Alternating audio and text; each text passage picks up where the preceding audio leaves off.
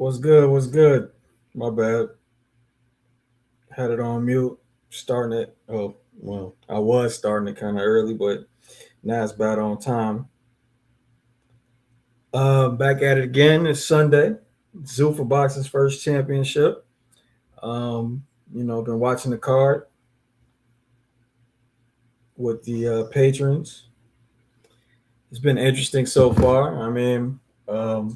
Studying these for the bets was a little torturous because it's mid to low level fighters, and pretty much anything can happen. But we cool on the bet so far actually. Um, what is this? Oh, what's good with y'all though, man? Mr. Bori was good. BC was good. Oh, Joseph, what's up, man? Lockjaw was good. Resistance was good, man.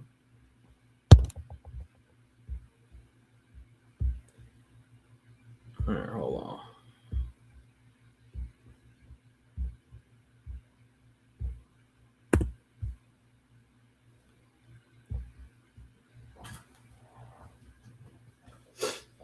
I barely paid attention to the first round. Y'all can tell me who won that. Who you think won the first round? Bunch or Pennant? Whoever's watching. Oh, nice jab to hook from Pennant though. Bunch got to stop reaching to parry that jab.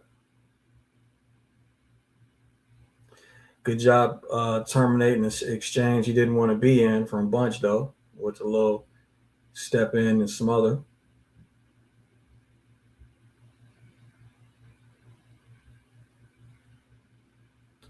Series of feints. That's a good sign from both. Both of them trying to set the environment for the exchange. Man, he keeps getting them with the jab hook. Panic keeps getting bunched with the jab hook because he keeps reaching the parry. Oh, nice down feint up jab from Panic, man. Oh, nice jab from Bunch.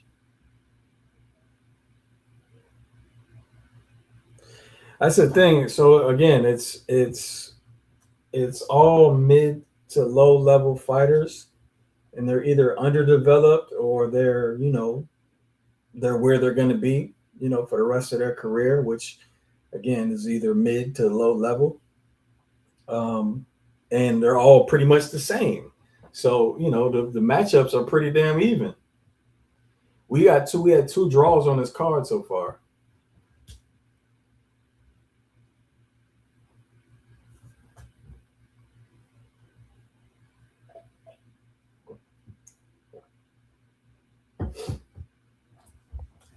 Bunch trying to get his jab on, but needs to figure out how to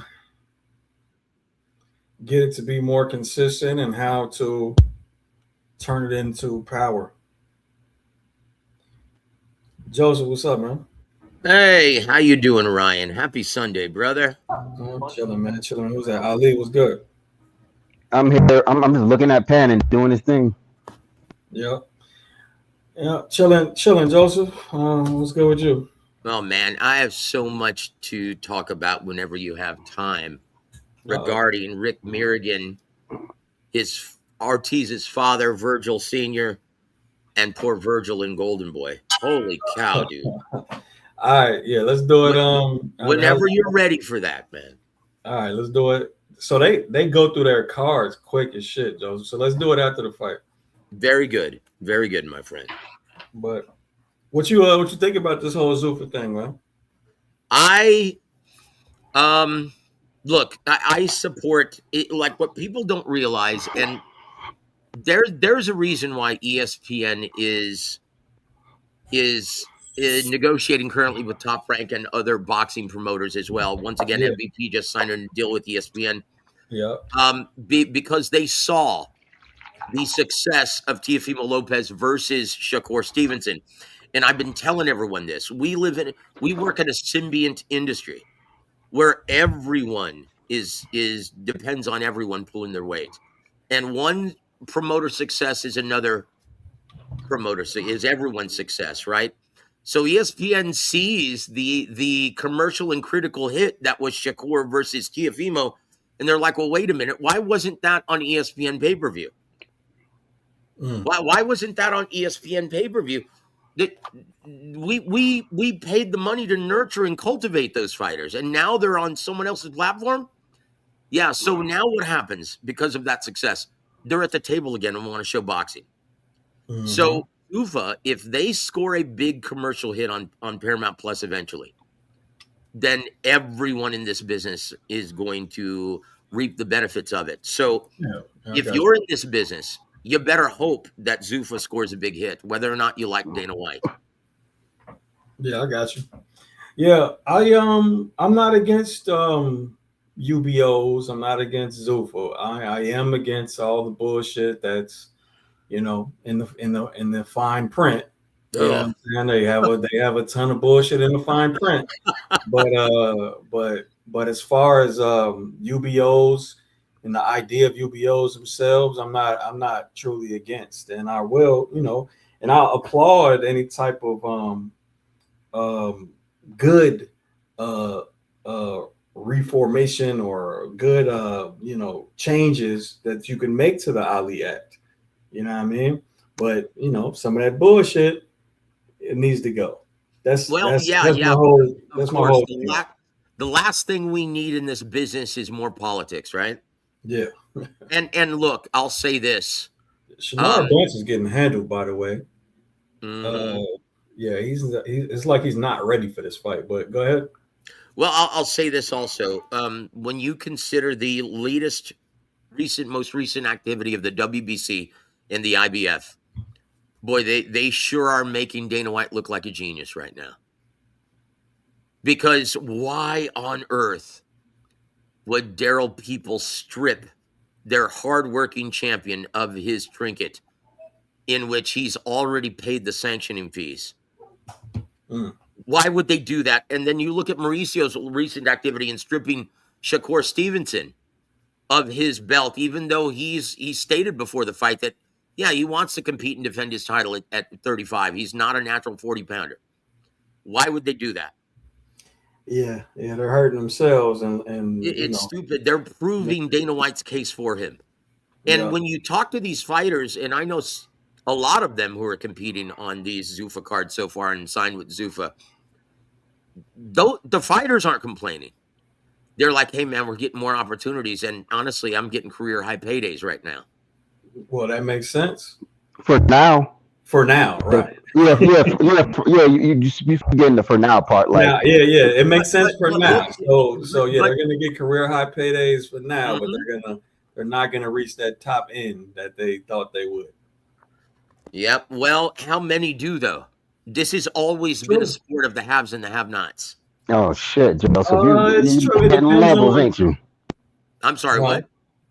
I said you're hitting levels, aren't you, Joe? I mean, I'm with you now. Go ahead, you touch my heart right there. As you touch my heart, like he's so right, because there's so many motherfuckers who not even gonna walk out with $50,000 ever made in a year from boxing. You know what I mean? All right, so I hear that too. But it depends on what the top level is of Zuffa, and we don't know that. I mean, what they're paying Conor Benn or what they're paying Jai, that shit is not going to be the same as, what I'm saying, what they pay other folks that get there through them. You know what I mean? Like they had to attract a Conor Benn. They had to attract a Jai Opetaia. You know what I'm saying? So what happens when somebody hustles their way up through Zuffa to get to that level? How much are they going to get paid? Well, that's no different than Eddie Hearn in Matchroom Sport or what Al Heyman did. That's very different. How could you say that? Oh, no, it's no different. Like Eddie Hearn. How do you think he attracted Boo Boo Andrade? How do you think he attracted? I get that, but even if Hearn had somebody like let's say a Josh Kelly. No, let's not say Josh Kelly. Let's say somebody he had from the jump. They're definitely going to reach that top max end if they become popular. But do we know that's true with Zuffa, or do you get a cutoff? I have no idea what their contract actually entails, but right now, yes, they're paying out inflated purses to attract talent. That's no different what Eddie Hearn and Matchroom Sport, Yeah, that wasn't my and, point. Hey, Joseph, that's an easy answer. It's limited because even Zuffa's biggest stars right now, who's made more money before the Exactly. $7.7 billion deal, they aren't getting fights because their pay is too high for the budget. Now the budget is 23 million a week. That's what they're contracted at. 23 million a week. Hey, That's their base budget hey, for the yo, next 7 years. Ali, turn your mic down, volume down on your side. I had to adjust it on my side to Okay, stop it from let me see. but not so. Yeah, I mean, Ali is correct. I mean, I think it is an easy answer. They're not going to reach the same amount of money that the folks that are dealing with the sanctioning bodies are going to reach. You know what I'm saying? It's just not going to happen for them. So again, aside from the guys that they have to attract with big money is what I'm asking. If say a Pannin goes up the ranks and becomes a Zuffa champion, right? How much does he get paid? We have no idea. Whatever his fair market value dictates. What is fair market value with Zuffa though? I don't know. It depends on what the ratings. That's what I'm saying. There's a lot to be determined, and we just don't know the answers to that yet because it's based on ratings, and obviously it's not ticket sales right now. Right, because they're not even trying to peddle tickets, but it's ratings. That's it right now, and obviously this product is geared towards attracting viewers exclusively. Right. So what I think what everybody's scared of is that UFC got all the ratings in the world too, but they were fucking the fighters. Oh, absolutely, but that hasn't happened with Zuffa yet, and honestly, with the amount of competition, I don't see that happening anytime soon. Look how much the owner of Zuffa, Turki Al-Sheikh, is paying out still. He just paid Shakur, and look, he just paid Ryan $10 million.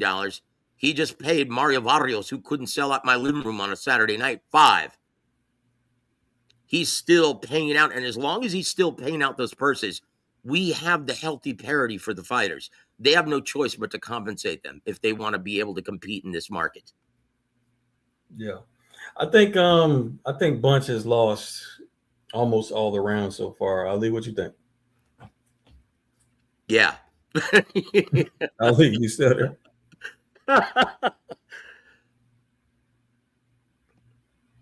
Yeah, Pannin is the class right now in this matchup.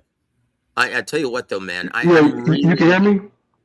We can hear you now, sir. Oh, my bad. Oh, sorry. Yeah, Pannin has better shot selection. That counter left hook, like he'll throw a jab to bait Bunch in, and Bunch keeps coming in, and he throws his back step counter left hook with the same hand, and he's been landing that one. And then whenever he like almost freezes up, then he'll throw the backhand to the body of the head. So he's been doing real good with his punch selections. I got Pannin up just by being having better boxing IQ, and just he just reading Bunch a lot better. He's not he don't hit harder from what I'm seeing, but he's definitely have better punch selection. Yeah, they doing me bogus. No cash out on no cash out on Bet365 or FanDuel. No, they're not. This is, like I told you, Zuffa is different. But I was going to tell you that this Paramount deal is for 7 years. This is a side show, just like Power Slap. Nice this is just a side show. They don't give a fuck about making no money off of this card right here. They don't care. This is like it's almost like Dana White Contender Series. Bro. Oh my God, Pannin just lit a Bunch up, bro. Of course they wouldn't care because it's a league, bro. I mean that doesn't even make sense to say with this with Zuffa. Well, once again, this is like Dana White stated. This is a work in progress. Yeah, and Rome wasn't built in a day. We'll see. It's literally like the WNBA. Yeah, we'll see what attractions this actually produces. And they need to work with PBC. What attractions this nurtures. I think if they work with PBC and get some of their fighters on these cards, like because they're having a problem with like the higher level, contenders and former champions. Yeah. PBC isn't really a promoter though, fam. So But the talent, the fighters should be able to come on board if they want. Now, will they have to pay, the Heyman Well, Group, look, this PBP is some money, perhaps?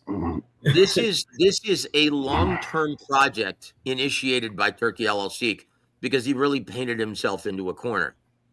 well, I want to give one. I want to say one thing about Zuffa boxing. I'm gonna let y'all just jump right back on it. This dude that fought Avius Griffin, he fought Avius Griffin on MVP card for 30,000. He beat Avius Griffin. Good luck knockout, but he beat Avius Griffin. Zuffa offered him a one fight. His first fight deal was 75 to show, 75 to win. He beat Buddy and made 150. So that's the most details you're ever going to get on a person who did not headline the card. He wasn't the co-main event, and he made 150,000. 75 to show, 75 to win. Who was that? So the dude who beat Avius Green, Rodriguez, Ooh. Julian Rodriguez. Yep. So that's the pay. If y'all want to know what's going on. Like I stated, up to this point, and we In a can't 10 rounder, about, right? like I said, we can't talk about what's going to happen yet because we don't know. All I can say is the fighters, if you talk to them, and I know you talk to these fighters, no one is complaining about Zuffa right now. And if the fighters aren't complaining, what the hell are we arguing about? I'm with you. But 150,000 is real good for one fight that's not a championship level fight. And it was considering he's not a ticket seller. Yeah, it depends, bro. I'm talking about for him. He went from 30,000 to 150 to fight somebody who, just a little bit boxing wise, probably a little bit more experienced, but not as dangerous as Avius. So that was a good fight for Julian. I wouldn't be mad if I was the manager. I'm saying the cash that you're talking about, it depends who it is. It depends who it is, bro. I mean, that's good money for some people and not good money for others. No, I agree with you. I agree. I don't think, but let me say something else. I don't ever think he's gonna touch $1 million fighting for Zuffa. As a champion or not, I don't think he's gonna touch $1 million. I just think like Zuffa whole style of their whole purse bidding is upper middle class. That's what their whole purse bid is. That's how their purse structure is. It's not designed to make these people. You get one fight and you out of there. No, that's a Turkey fight. Turkey got them. I'm gonna give you $5 million for this fight. That Conor Ben fight, that is not on a Zuffa fight card. That's not attached to it at all. That's a ring Turkey Ali, card. And okay, Ali, all of this is Turkey. Now, once again, initiating. He's the one who initiated this. And why? Because he painted himself into a terrible corner from a business perspective. He started paying out these absurd purses, thinking that it would make a difference if he merely spent enough money to make the big fights happen. He made the big fights happen, and guess what? It still isn't even moving the needle on the mainstream level. So how do you actually cure this? He's like, Bunch is getting it. I'm gonna tell you one thing. Bunch is losing for anybody betting on Bunch. But go ahead, Ali, please. And so he initiated this, thinking that how am I going to solve this problem, this quandary I just committed in this and setting this precedent and paying out inflated purses. Well, this is how. Once again, all of these other guys who have already grown accustomed to receiving these inflated purses that far exceed their market value, you can't do anything with them. You just have to wait. Everybody. Yeah, you just have to wait till they get too old. And so they're starting from the ground up. So you can't expect, and we don't know what to expect, probably over the next realistically 3 years with this project. But let me tell you, that's what Turkey Al-Sheikh is doing with this. He's starting all over because he painted himself into a terrible corner, just like Al Heyman, just like Eddie Hearn in the American market, in which if you pay out inflated purses, either you're bound to do this consistently or it makes it virtually possible to make the best fights happen. Look what's happening right now with Virgil Ortiz and Boots Ennis. But because of the purses. Joseph, hold on for a second, Joseph. Yeah, go ahead, sir. Hold on. What else could he do though? Because Turkey is not a promoter. You know what I'm saying? So to attract, he has to overpay. He has to compensate somebody enough to, to pay them a little bit more and also pay the promoter so where it makes sense to bring them over. So how else could he go about doing it? You know what I mean? Except the Exactly. bullshit method. He's got to start all over and wait till the old guard gets too old, right? Gotcha. And that's the problem. When once again, it's promotions 101. When you pay out inflated purses, it makes it virtually impossible Lance, what's to up, make bro? the best fights happen. And this is my point, brother. This is my point. Look at what's happening with Ortiz, Boots Ennis, Rick Mirrigan being the delusional buffoon he is, right? He's putting his client in arbitration now with Golden Boy, his promoter, because he thinks it's fair market value to ask for $7 million when Virgil Ortiz isn't a ticket seller even in his hometown. It's like, dude, you've never proven that you can attract fans. Why are you requesting $7 million? It's because of Teofimo versus Shakur getting $8 million apiece. He's basing off of that instead of fair market value. Wait. Say that again. Hold on. I missed the turn to Virgil. What was it about Virgil? This is why this. Yeah, you might as well go ahead. This is why this entire mess is in arbitration, because Golden Boy is like, well, look, unless we get Turki Al-Sheikh involved, which he was already involved, and now he doesn't want to because he thinks, well, he tried, and both guys turned down the fight back then. So now Turki Al-Sheikh isn't involved with Virgil or Boots, and Rick Mirrigan still wants $7 million for his client, Virgil Ortiz. Where on earth is that money supposed to come from? Because even though it's a huge fight among the diehard community, outside of the diehard community, no one knows who either one of these fighters are. That fight is too soon. Let them both get a belt and stage that fight in Vegas. Here's where Paramount Plus comes into play. If you can find all of the best fights and all the best fighters on DAZN on one platform, which, let's just be honest, no one subscribes to outside of the diehard boxing community, how are you supposed to grow their level of attraction and market value? How? So Paramount Plus, when you look at their extended outreach, which exceeds over 70 million worldwide, okay, that's a step in the right direction. You're introducing these hardworking fighters to a larger mainstream demographic, because let's just be honest, it's not growing if you confine it to the diehard boxing community. This is why we need Paramount Plus, Showtime, HBO, ESPN, things of that nature, Disney, whatever. Because on DAZN, it's not growing in the American market. It's doing great in other countries, in other markets, but not in the U.S. That's why we need Paramount Plus and ESPN to get back involved, or HBO, Showtime, whomever. Yeah, I agree. I agree too. So, and we know they are, so it's all good. But look, well, I don't know if everybody in the chat knew they were, but yeah, motherfuckers is coming back into boxing. But anyway, Bunch looks like he had a fat camp, bro. It don't look like he did a lick of training for his actual opponent, bro. Like, it looks like he just never fought somebody on that level, because it seemed like it just seemed like he's not reacting to Patton's like punch placement, and Patton got Bunch figured out, but Bunch go to the body.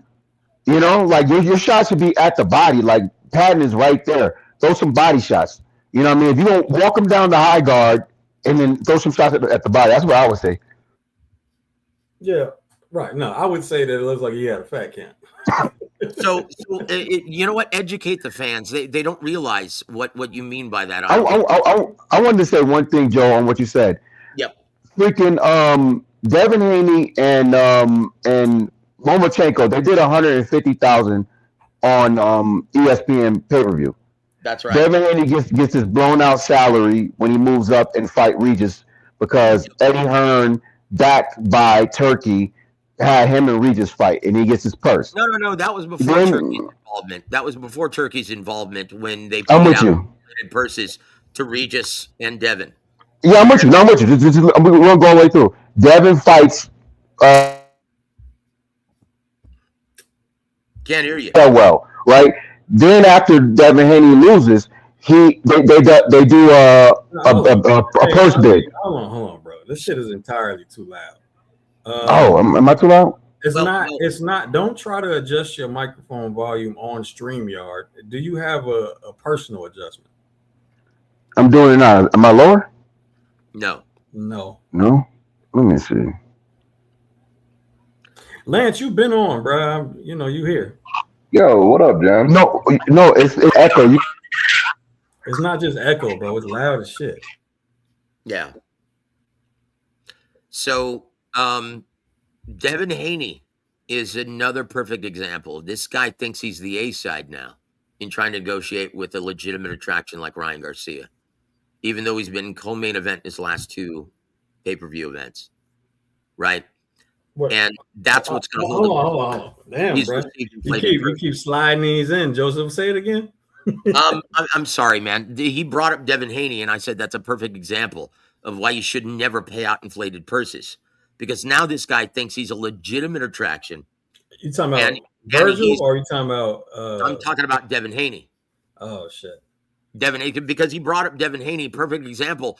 So this is what happens without Turkey Al-Sheikh's involvement. You pay out inflated purses to guys who aren't huge ticket sellers like Lomachenko, Devin Haney. At that time, they paid out an almost collected purse for the main event. ESPN did almost $10 million for that fight. And so they had no choice but to put it on pay-per-view, when in reality, it should have been on regular ESPN, hindering the outreach. That's what happens when you pay out inflated purse, guys. Yeah. That's what happens. And so, but let's go back to your... Yeah, it's going to, hold on real quick. It's going to look good. It's going to look good for a time being, right? And then it's all going to go to shit, just like... We'll see. We'll see, brother. Once again, I hope not, but... Let's go back to I'm saying the inflated purses, bro. I mean, we already see it. We already see the destruction of PBC. Terrible. Yeah, we saw what Matchroom had to go through and then get saved by Turkey. You know, and we saw what happened to PBC as a result of paying out inflated purses. Exactly. They're basically non-existent, with the exception of maybe 2 or 3 events per year.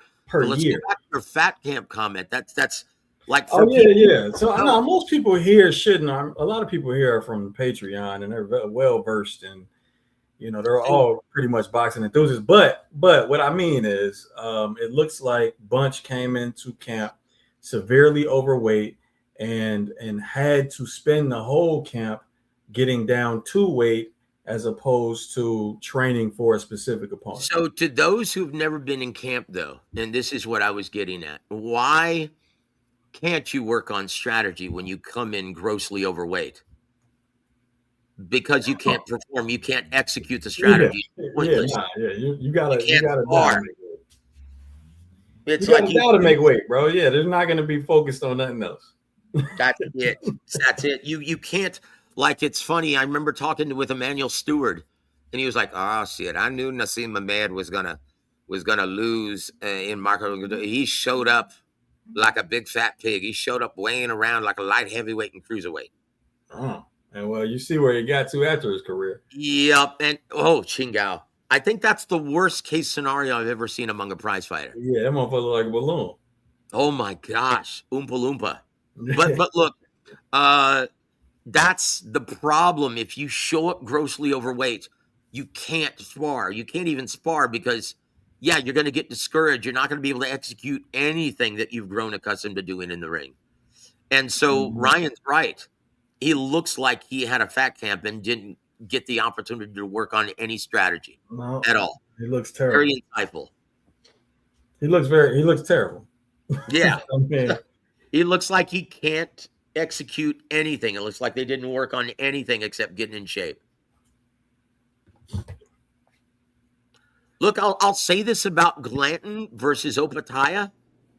If this fight were held 4 years ago, if this were the same Branton Glanton 4 years ago, I'd say, man, this is going to be a great fight of the year candidate. But I think he's too shop-worn just looking at that last fight against Chris Billiam-Smith. That was not his last fight. Was against Curtis. Oh, I'm sorry. His last big-time effort against Chris Billiam-Smith. And he didn't look good in that fight either, to be honest. He had to wait till Curtis got tired, because Curtis was out for 2 years. Curtis didn't good the first. 5 rounds. I think it's Jai's fight to lose, man. I mean, Jai could give it up if you want. What is all that outside noise? Yeah, Lance, that's you, bro. You gotta mute. Okay, so But all I was saying, Joe, was Haney ended up rejecting a purse bid for his belt at 140, and that's never good. And that's never good. That's what I was saying. When it went to purse bid, he recognized and realized what his genuine market value was at that point. It's like when you lose your belt against Sandor Martin and you dismiss $1.7 million as chump change. That's a good problem, purse too. Especially when you can't sell tickets. Exactly, that's a good purse for some. I mean, because you got to think Bernard Hopkins had like some $500,000 purses, even though that was back in the '90s and shit, or '80s. I mean, not '80s, my bad, early 2000s. I don't think 1.7 million to fight Sandor Martin is bad, but that's what happens. I don't know. I'm just saying that's what happens when your value, when you're like, dude, I can get $5 million from freaking Daddy Turkey if I just wait another year, which he did. So, I don't know. Hey, Damon, real quick, bro. Damon, Gems, how could you tell Bunch had a fat camp? He's not big. I wanted you to explain it. Bro, he's not big. Bro, that's because he had a fat camp. Okay, maybe, yeah, you're right. Maybe they didn't understand. That's it. Most fans don't. No. No, because I think because they're not giving them 12 weeks to train. They're just like calling them up like, hey, yeah, or even they're not giving them enough time to get in shape for a card. They're probably just calling. If you're not a ticket seller, well, you're not gonna get 12 weeks. You need to be in shape perpetually because you never know when you're going to get that call. But that's what Zuffa does, though. Listen, brother. This is not just with Zuffa. This is with every promoter. No, but obviously, Zuffa didn't make up the idea of fat camps. Zuffa's notorious to call people 3 days out. Oh, dude, stop. Every promoter does it. Every promoter does it. If you're not a big ticket seller, you have to be in shape all year round because you never know when you're going to get that call. That's the reality. I'm with you. But I'm just saying that Zuffa, they notoriously do it to their own people under contract. Dude, you say notorious. They've only been around for what? 3 months? 2 months? This is the fourth event. No, you're talking about Zuffa boxing. Zuffa's been around for 30 years, bro. 30 years. No. You cannot compare the business model because I'll tell you why. UFC had a monopoly. Listen, it's a different product. Right. Look at the level of competition. You cannot compare the two yet. Okay? Because one has a monopoly on the entire industry. No. Wait, Joseph. That's not what he's talking about. He's talking about Zuffa as a company. As a company itself. I know this, but you can't compare their dealings. Oh, wow. They stopped it. Good stoppage. Yeah, good. I mean, he was busted up. Yes, where are you getting paid? 30. Where you getting paid? 30,000. Stop the fight. I don't give a fuck. Stop the fight and then get in shape and then come back and fight again. Yeah, it's a point where he's not even trying to win. He's just getting beaten up. And Pannon looks shredded. Not competitive any longer. Good stoppage. Pannon looks like he in super shape. Like he looks like he had, at least 8 weeks to get in shape. When your freaking neck muscles connect to your back muscles and you're in round 6 and you looking live. Yeah, I mean Pannon looked like he in shape. I don't know what happened with Bunch, but either a good display of boxing by Pannon, good stoppage, no complaints. Yep, good stoppage, guys. Yeah. But I will say this, man. It's going to be interesting if Brandon Glanton baits Jai Opetaia into fighting his fight because I've never seen Glanton fight someone else's fight. He always imposes his will on everyone, win or lose. He don't have the footwork, and he never fought bro, are you talking to us? If you ever got that, hold on real quick, bro. If you ever got the impression that we were talking about liking or not liking people up here, bro, you're in the wrong place, man. Oh, geez. We're not I don't fans. know how you would go there. We're not fans. I mean, look, our only everyone. No, that's not what I'm saying, bro. I already explained it. You still don't understand? we were using we're talking about boxing, not about Devin. Like you could insert anybody name, but anybody who Folks, man. rejects What's up a with folks purse tonight, bid, bro? yeah, people who reject a purse bid, that's not good for boxing because Oh my goodness. you Yeah, don't look, get it. like our only bias on this channel, and I'm speaking for everyone, our only bias on this channel is it good for the health of the sport? If it is, we support it wholeheartedly. Is it bad for the sport? If it is, then we are opposed to it wholeheartedly. That's our only bias on this channel. 100% agree with you. Otherwise, we couldn't care less who wins or loses. Preach. That's it. Guys, Yeah, that's why I usually keep it subscribers only on the comments, bro, because we just get wild shit from time to time when it's not on like that. Like, bro, y'all just be wasting time. No, I'm not saying it's a late replacement, bro. It's a fat camp. Look it up, bro. Google. I was gonna say I was saying to play devil's advocate. Other channels do that. Like they go on boxing channels and they just go at each other all day.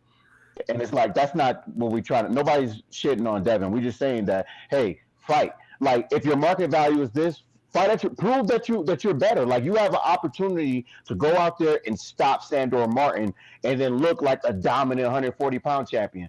It would have made him look better. I mean, like if Devin would have beat Sandor Martin and then waited another 6 months, Turkey probably would have still gave him $5 million. But either or, that was a moment missed by Devin Haney.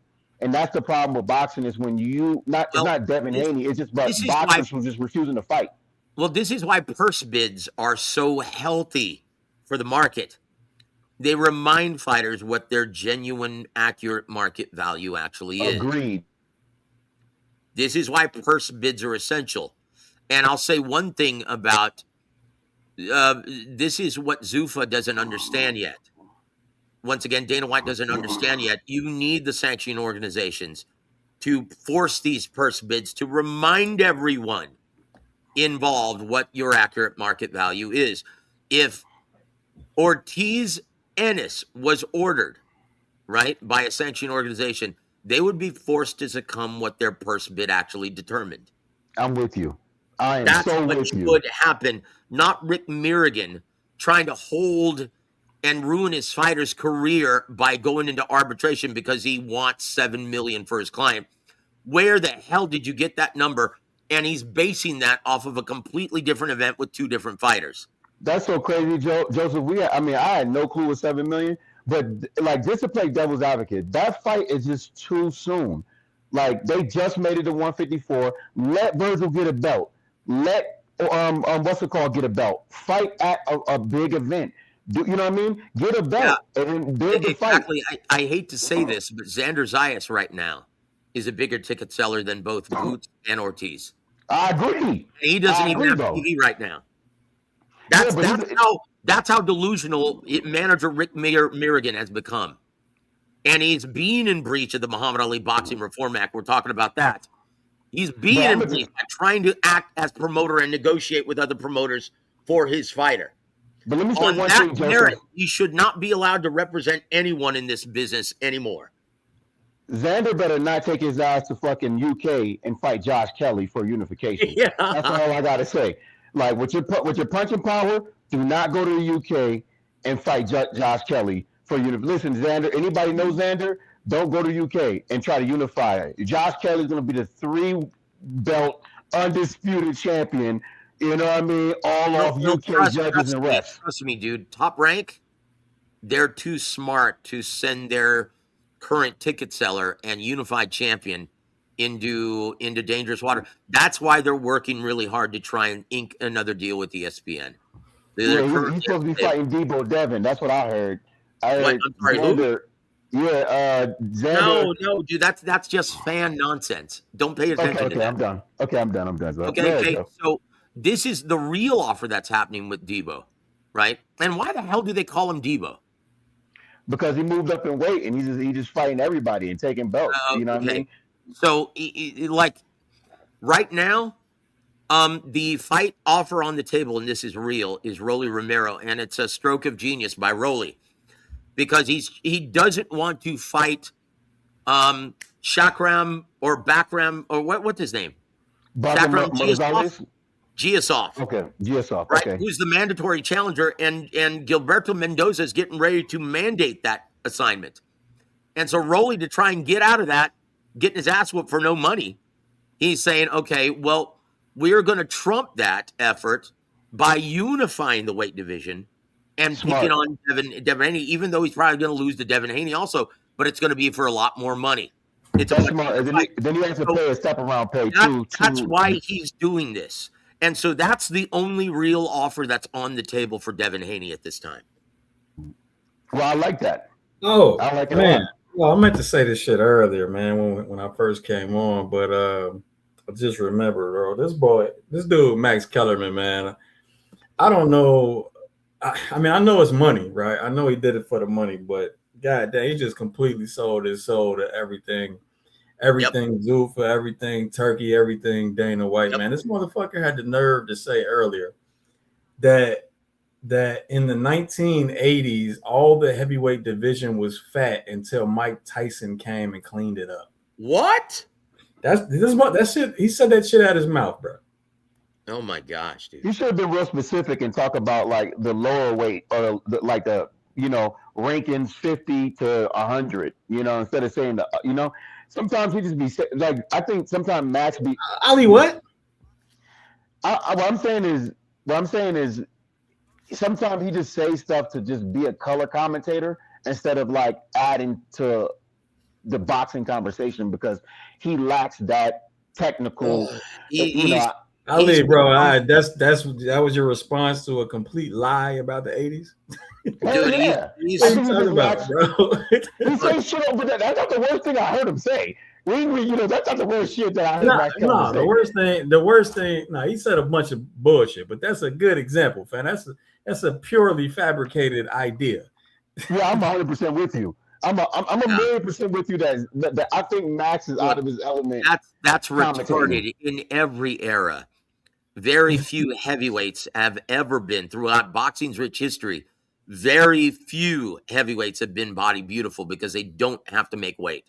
Listen, instead of talking about the very, very beginning of boxing, and he's singling out the 80s and Mike Tyson. Oh, he changed bull crap. Look at Andy Ruiz. No, I'm with you, but instead of talking about the fighters and what makes them good in the beginning of the fight, he's like, I just want to see one rib or I just want to see one ab from one of these fighters. That was Ward.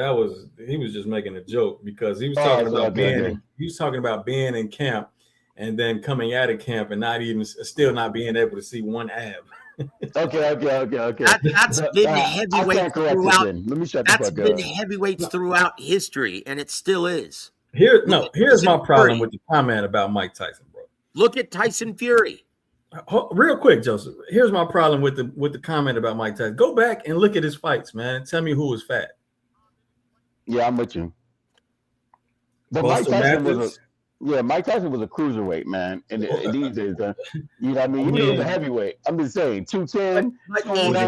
Was Razor Ruddock fat? Was Evander Holyfield fat? Was Lennox Lewis fat? No. Neither was Hasim Rahman, neither was David Tua. Look, but when you go back and look in the heavyweight division, look at what a out of shape, seemingly. This is why there's no weight limit. Look, or don't have to make weight. Look at what Corey Sanders did to a specimen like Vladimir Klitschko in his home turf. Right. Coming out of inactivity. This is why no one cares about that and why no one should care. Because it's never been about body beautiful. Like you go throughout the division's rich history, the glamour division of boxing. No one, like you look at heavyweight champions throughout history, very few of them have ever been body beautiful. Wait a minute. You're wrong on that. Anthony Joshua and Tyson Fury, best bodies in the heavyweight division ever. You know what I mean? Specifically Tyson Fury. Jesus. Come on, dude. He looks like Jabba the Hutt most of the time. He's trolling, man. I don't know why. I'm definitely trolling. I'm sorry, Joseph. I'm done. That was it. I'm talking shit. Like James Quintillis was in shape.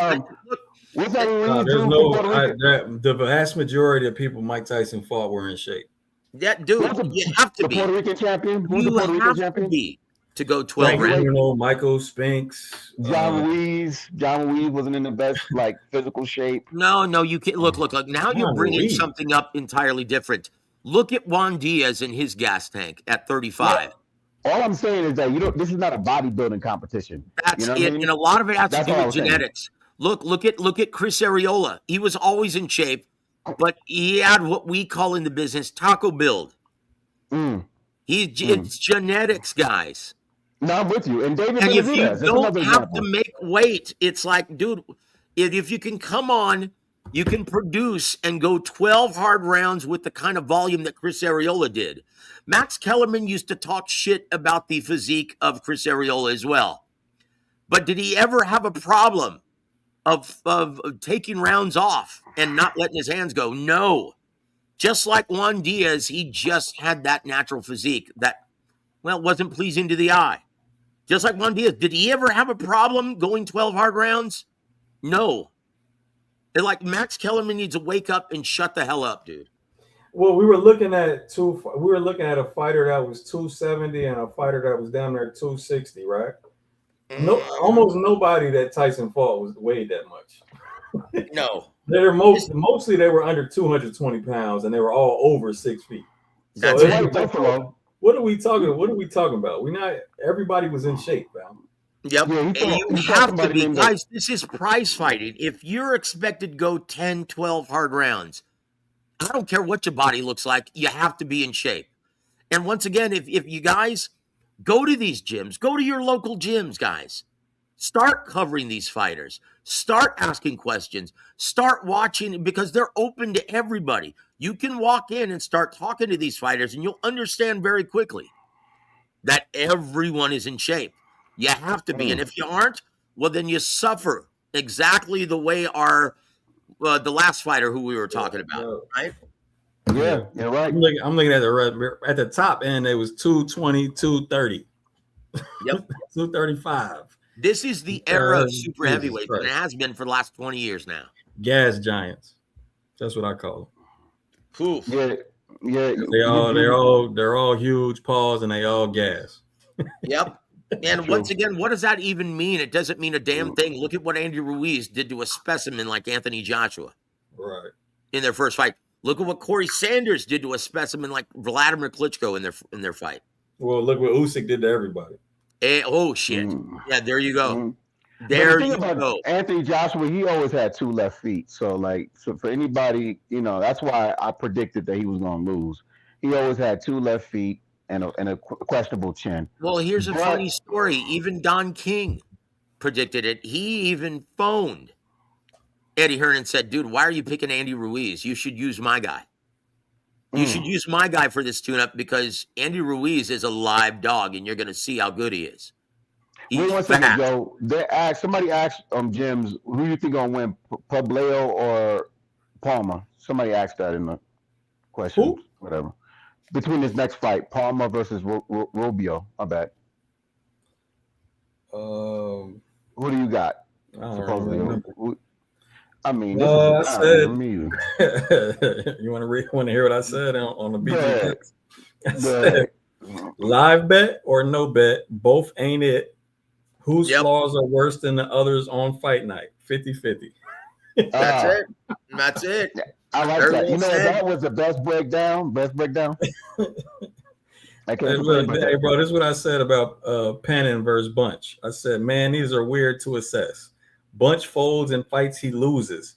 I'm not seeing another gear up when shit gets tough, which was spot on. But Pannon has technique, but that's it. Not a lot of IQ or direction. I think Bunch's one gear is a little better. I don't trust either at all. Well said. That. Yeah, bro. Hey, man, these have been torture to study. I know. That's why. And you know what I do for a living. So I was like, nah, fuck this shit. I mean, like, I just don't want to waste my, passion for boxing for next week studying this crap because I would have to like take 2 weeks off. Like, nah. So Oh like, boy, you look, know, guys, is anyone tired of this cheap imitation of Eminem trying to be the mouthpiece of boxing right now? Max you talking Kellerman. about Max Kellerman? Oh, Yeah. I knew exactly. he just disrespected the hell out of Eminem, man.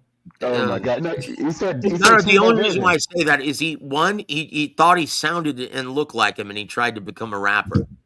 Wait a minute! I can flow. I can flow. I can flow. Yeah, dude. Like Emmanuel, he liked Max on a personal level outside of boxing, but on the air, he absolutely hated Max Kellerman. Man, who I does this bet guy you. think is by trying to argue with me on the air, man? He's never held mitts for anybody, man. This cheap imitation of it. That's how I first got it. He's the one who called him a cheap imitation of Eminem. Hey, man, good. That was a good Emmanuel story. Yeah, that's yeah, he's good at that. You But nah, want I me to hear my mean, Max Kellerman? I can do Max Manny, Kellerman too. Manny, that's Detroit. Yeah. Go ahead, do Max Kellerman. Let me hear that one time. Here, this one time. Emmanuel, Aries Landy Lara is making Paul Williams miss. Let's fucking go, Joe. But it hurts. It hurts my ears even to hear that come out of my mouth. So I'm not going to do it anymore. Nah, bro, he been talking complete fucking nonsense, man. And he used to argue with Emmanuel. Paul Willie, he'd be like, no, if you look, Max, he's parrying a lot of those shots. Yeah, with his face. That's good. Hey, man, Max, shut the fuck up. Yeah. Oh, jeez. Oh man. Talking about Zuffa's and had the fairest scorecards. I'm like, okay. Listen, they made the casinos a lot of money, yo. For those two draws. Oh, Ali, yeah. Explain what you were saying earlier. Like, so Zuffa was a company for how long now? Zuffa been open. Are you sure it's the same company? I'm 100% sure. Zuffa been open for over 30 years, and before the former commissioner for the Nevada State Athletic Commission was Lorenzo Fertitta. Why would a billionaire want to be a commissioner that hires refs, hires judges, and all that type of stuff? Why would a billionaire who owns a casino, basically owns Vegas, want that job? And then go and start a company. What job? He was a commissioner he hired the refs and the judges. Basically, he was able to, he was a commissioner of what, bro? Of Nevada State Athletic Commission. Oh, okay. And then right after that, what they got to do with Zuffa, bro? It has everything to do with, because if you hired all the judges and all that, all the referees, it's easy to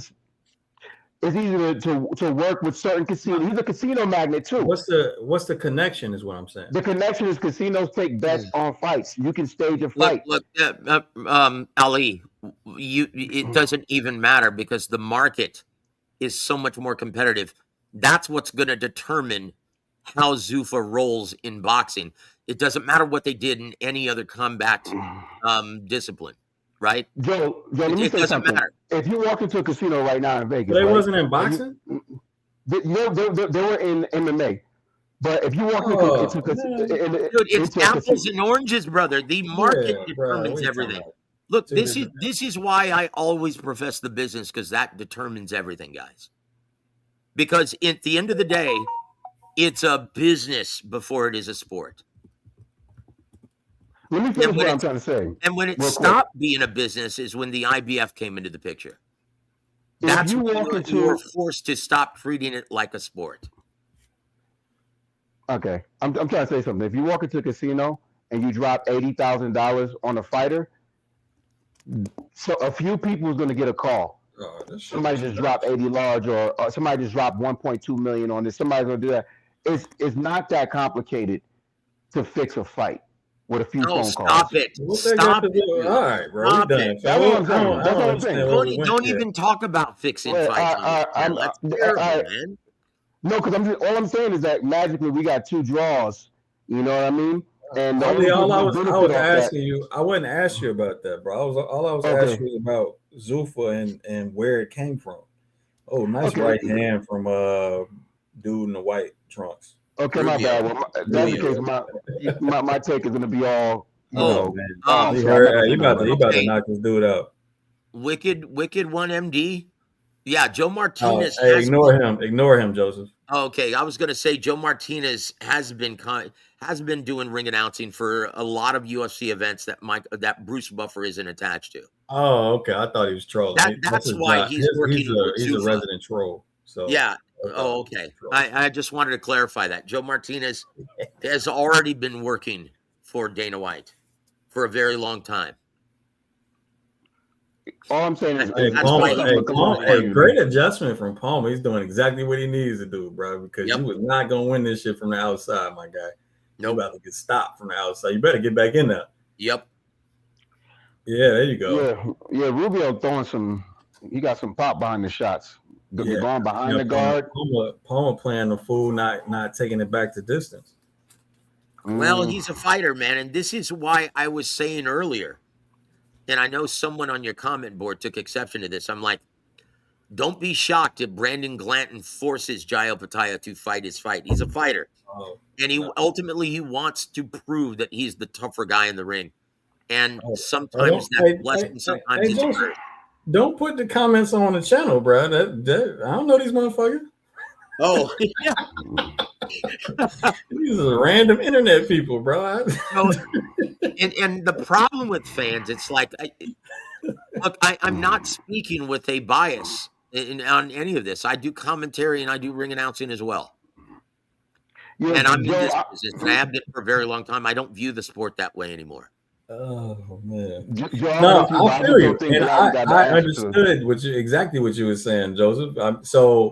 So I again, what I said to you was, that would be pretty stupid, but I understand it.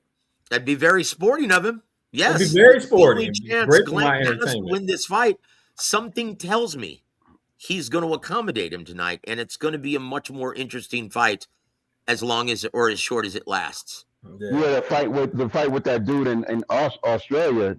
The only thing that I don't like about Opetaia's game is he does not utilize enough tie-ups. Now, Chris Billen Smith was able to stop Glanton's body work by tying up and That fight went the distance, and to be honest, I thought that was clear home cooking. Like, honestly, I thought Glanton at least deserved a draw, if not winning that fight. I But don't know. they scored. All three judges saw it 8-4 in favor of Christy Billiam Smith. I had it 7-5. We watched that fight live. Okay, And 7-5. You might as well be a draw. Like, honestly, I thought Glanton at least deserved a draw. But No, he was getting hit with everything. I can see and his knee was 7-5 either way. I wouldn't be I would be mad at that. I'm not gonna lie, because I watched that fight live and then I rewatched that fight. Glanton was just walking into shots, and this is the problem. Like, Chris Billen Smith don't have the same footwork as a Jai Opetaia.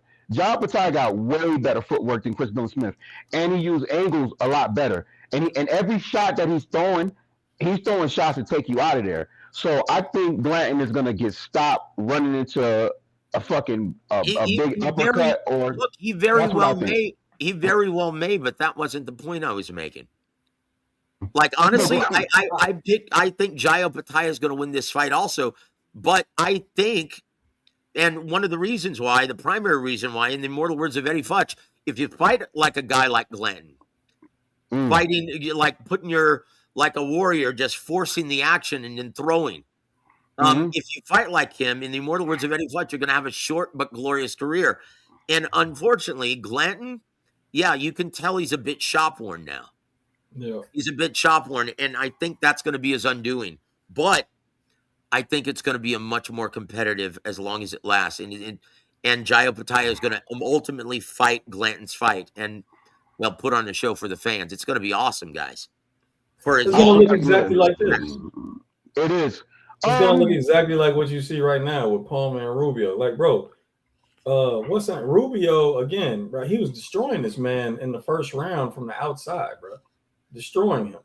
Almost, buzzed him and everything. But but It's he's now competitive now, isn't it? giving Poma the fight that he wants, which is an inside fight where he actually has a shot.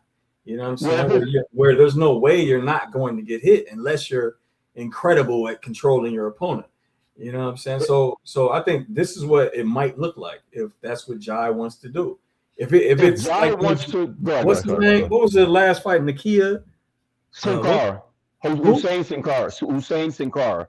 No, fuck nah. What was that? The guy Jai fought? Nakia? Hussein Sin Cara.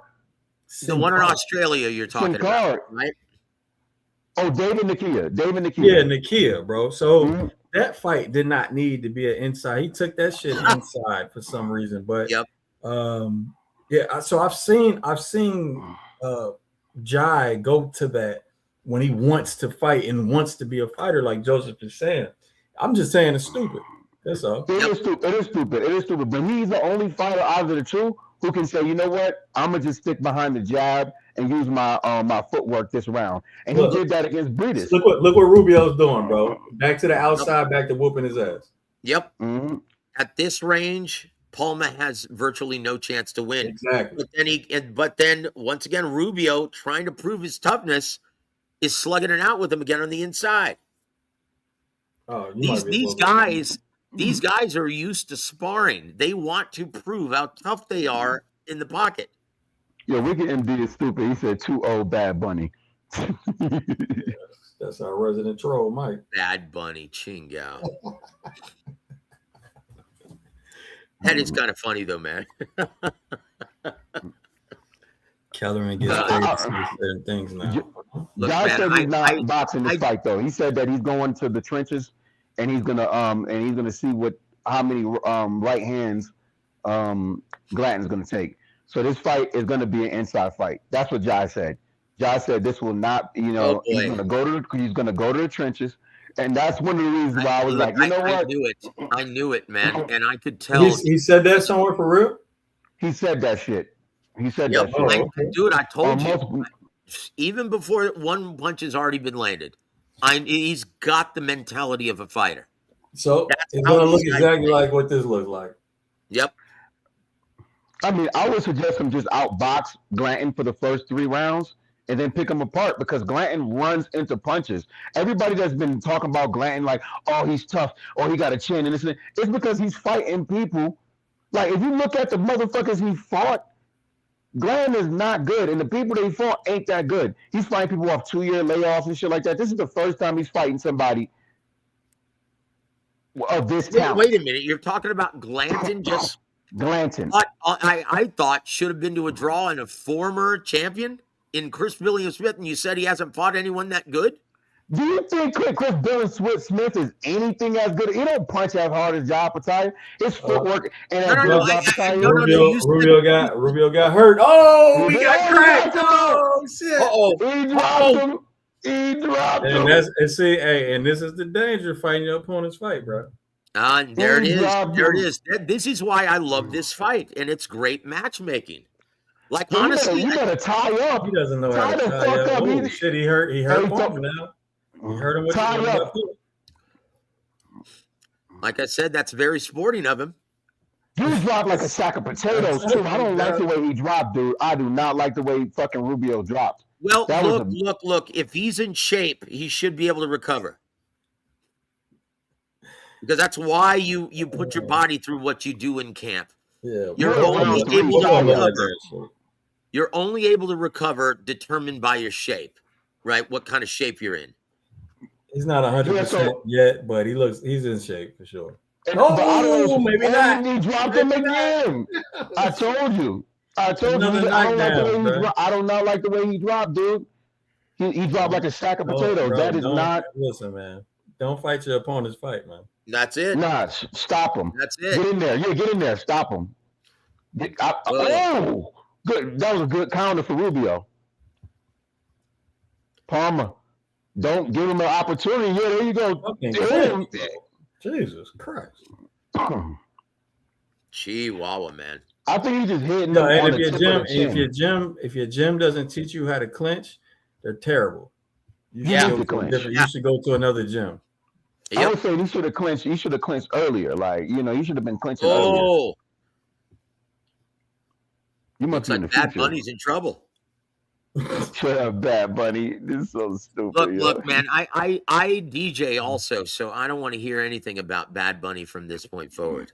All right. You tired of hearing that, dude? I'm I with am you, brother. sick of hearing the mumble Puerto Rican Bad Bunny. I want to hear. What's your DJ name? I want to hear. What's your DJ name? DJ Joey Jofus. Joe? There you go. DJ what? Jofus. Jofus. DJ Jofus. I'm with it. Yeah, I'm Brother Joseph during the day, and at night, my alter ego is DJ Jofus. I'm with it, yo. Everybody get your hair sprung. Hell no.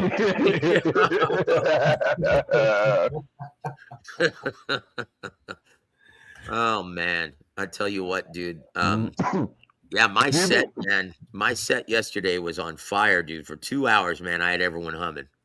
Are you DJing like at older parties or younger parties? Both. I bet you be at the older parties. I can perform for any market, man. So I you got even some older do people karaoke as well. dancing to LL Cool J. We be up in the club. No. Actually, I can go all the way back to the disco era. My disco set had all the kids on the floor yesterday. Bro, that was Ali's favorite song. You could tell. It definitely wasn't. I used to make fun of that shit. So like, it was. I want to see those diesel ass niggas moving to everybody to get there. That shit was so funny when it dropped. When it comes to R&B and appealing to this generation of bagging out straight lines, getting hit with his left hook. If I don't want to play garbage and mumble rap, then yeah, I'll always resort to the 90s. That was a great era for R&B. It was. R&B, all of it. Sure. Yep. I will go back to the 90s and just play 2 hours of continuous awesome R&B. Yeah. I'm with it. DJ Joseph. House of Pain. You already know my shit, Joseph. I know. It's the same as mine, brother. The era that was best for R&B were the 70s. 70s soul. Man. Oh, goodness gracious. Tower of Power. Brothers Johnson.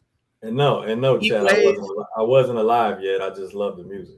Oh gosh, yeah, man. Your parents brought you up properly, brother. That's all I have to say. Right. Jim, we ain't got a lot about our age, man. Especially Daddy playing that shit. Cool in the Gang, Earth, Wind, and Fire. All of it, man. Maze. We were born in the Ohio players. Dude, I miss those nights, man, when you used to play music, dude. That was good stuff. You're going to keep missing them too, man. The last time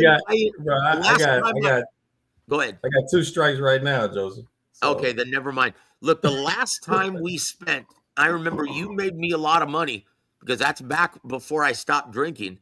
I was in such a good mood listening to all that awesome music you were playing.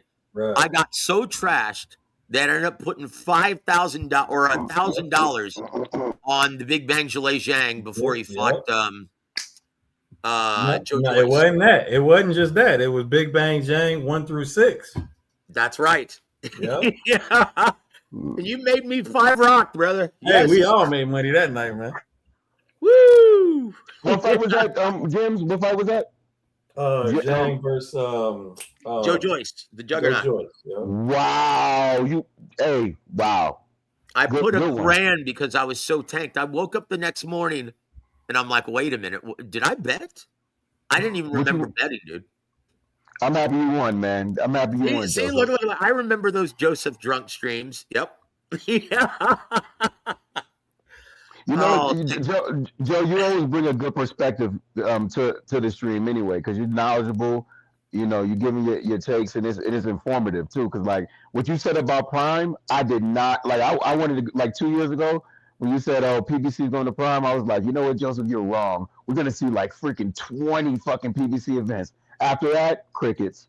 It's been 5. Thank you for remembering that, my friend. 3 of them shits. I remember everything that pissed me off, and you know, because it pissed me off because I was like, why would PBC do only 5 of it? And then I thought about it, I was like, damn, Joseph is fucking right. And I'm telling you right here, whenever you come on, I've never doubted you. The only thing I doubt is the Glanton, you know, Joe Opetaia not being able to turn it into his fight, because he has that punch and he has a skill set to be like, you know what, fuck it, I'm a box. You know what I'm saying? So like, Well, anyway, the truth. This is why we love boxing, guys. You just Regardless said of it, your Ali. opinion before the fight, the Yeah. truth always reveals itself in the ring. That's why we Indeed. love Yeah. boxing. And I got nothing but respect for your takes too. Thank Just to you, say my that. friend. I Hey, appreciate it, Mike Ali. has God bless Mike you. has a score 2-2 DAZN.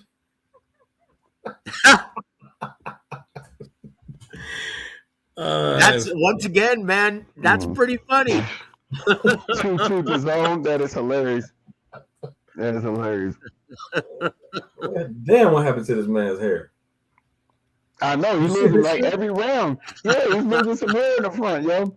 He must have had that spray. I think he had that black spray to make your hair look fuller. That Oh, sweat stop just. it. Nah, bro. Yeah, I'm talking about. I'm not talking. I'm talking about Palmer. You talking about Palmer? Yeah, with the black Yeah, that shorts. shit look crazy as hell. I know, man. It almost look like I'm getting- it's coming. It's a wig and it's coming off. Like we're about to see that again. Oh no, don't do that. Don't say that. That wig is not coming off, yo. I'll bet. Fuck that, James. I'm betting $1. If the wig come off, I'm sending you $1 right now, B. $1. $10. $10. Yeah, bro. We seen that shit once in life. I can't get like 100. 50. Fuck it, 50. We going my up. gosh. We going up, man. Dude, I just I'm betting- looked down at the fights again, and you're right, man. What's wrong with his scalp?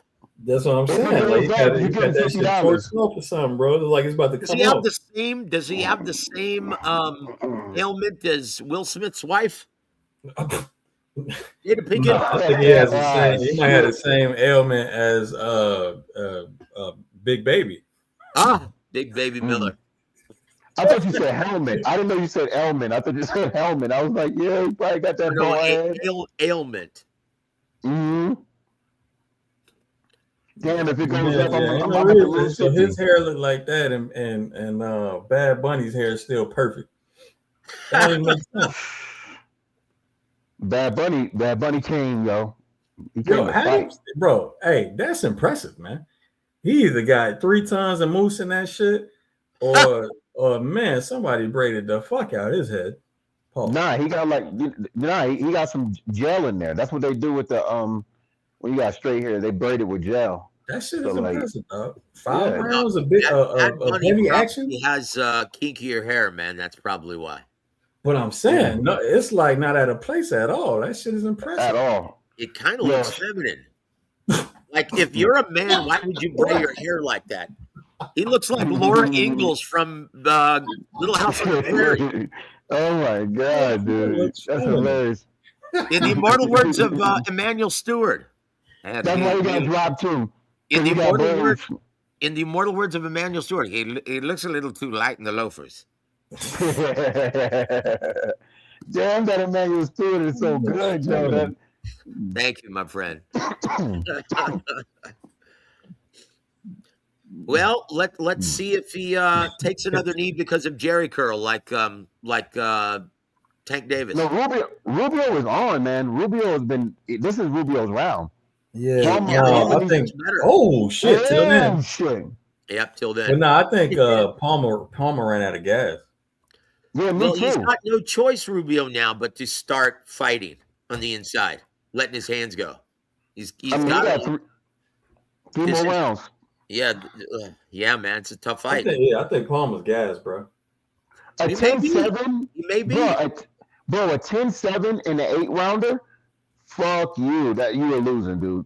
A 10-7 in the 8-rounder?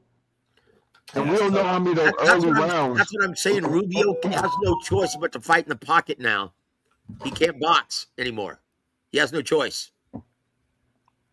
No, it's just like Master Joe Goosen when he's in Diego Corrales' corner and he got knocked down twice, Chico Corrales in the 10th. Well, you better effing get inside on him now. That's it. And that's what Rubio's doing. And you know what? Credit to him. Told you, man, you better be in super shape if you want to come back from that. So let me ask you one question while I was on commercial. How do you see the fight going between Glanton and if you had to just put out there, this is how I think the fight's gonna go. What do you think is gonna happen? I think it's going to be a dogfight for as long as it's short as it lasts. But I think Glanton at this stage of his career is too shop-worn to stand up to those bombs. But look, his only chance to win is to fight him in a phone booth. If you kids, youngsters out there even know what a phone booth is, but he has to fight him in a phone booth, Glanton. He has to force him to fight on the inside, or else he has no chance from mid to long range. And I think Jai Opetaia, with his mentality of being a tough is going to oblige him. And so I think it's going to be a much more competitive fight than everyone realizes. But Glanton is, at this stage of his career, is too shop-worn to stand up to those bombs, even at short range. So you I either seen a Jai Opetaia getting the better of the exchanges and winning a unanimous decision, or stopping him late. Okay. I'm leaning more towards Jai Opetaia stoppage, but I'm not gonna bet it until I see how Glanton responds in the first round to the first heavy shot. Well, let me ask you by something, and this is my campaign for Glanton being a decision. Have you ever seen Glanton ever even hit the canvas? I've seen Glanton get hit with crazy punches, but I've never seen him hit the canvas. You've never seen him hit the canvas ever? No, I haven't. And how long has he been a cruiserweight? Shit, his whole career. Yeah, exactly. So his durability, but I've seen he fought at heavyweight as well too. I've seen it slide as of late, though. His reaction to shots aren't nearly as good as it was when he was 11-0, 12-0, 13-0. But I've seen him lose decisions. Hey, Rubio's defense and defensive responsibility ain't shit. Yeah. No. Jesus Christ, man. Little Mexicano, Holmes. Little Mexicano. He's winning these rounds because Palma ain't really fighting no more. Like, he went from wanting the inside fight to using lateral movement and trying to fight negative. Like, Rubio won the first 2 rounds and he won last round, and he's winning this round. There's a world where if he wins the next 2 rounds, he wins the fight. Look at the body language. And once again, man, I hate to say this, but that's what judges look for. Your primary scoring criteria is clean, effective, and consequential punches landed. And what determines the consequence, you look at the body language, you look him backing up Palma now. That's a lot for the judge.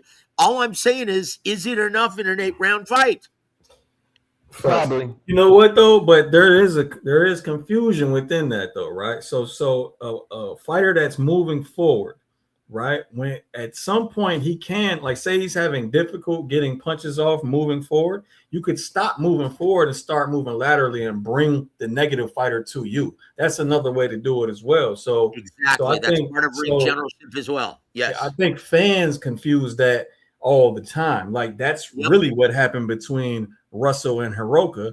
Just fans don't really know shit about boxing. Exactly. You know but obviously the judges did. That's why it was a wide scored fight. Once again, it's got to be effective aggression, not just aggression.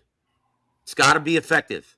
It's got to be forcing the consequence. It's got to be forcing the effective. It's got to be producing the more clean, effective, and consequential punches landed. That's why, guys, that's your primary scoring criteria. And you guys judging, scoring the fight at home, that's what you guys should be focused on just exclusively. But if you can't determine who wins the fight or the round by clean, effective, and consequential punching exclusively, then you go to the secondary scoring criteria, which is ring generalship, effective aggressiveness. And it's viewed by most judges, by all judges, as a tiebreaker. And why? Because if you're dictating the pace of the fight, if you're being the ring general, that usually means that your work is more effective and consequential. That's why it's viewed as a tiebreaker, and that's how to score a fight. It's not that difficult, guys. Even judges at ringside that are at the club level make this process a lot more difficult than it needs to be. Hey, a lot of people judging don't know what they're saying. Hey, Malele out in the comment section trying to hustle. Jai Opetaia will destroy him. Put your money where your money. Okay, so I'll give you mouth, right? Put your money where your mouth is. Hello, somebody. Bro, Jai Opetaia is a minus 1,400 favorite. So if you get a sucker to bet you in the chat 1-1 or at even money, you are winning, bro. But look, we on this channel, none of us condone illegal betting. So stop it.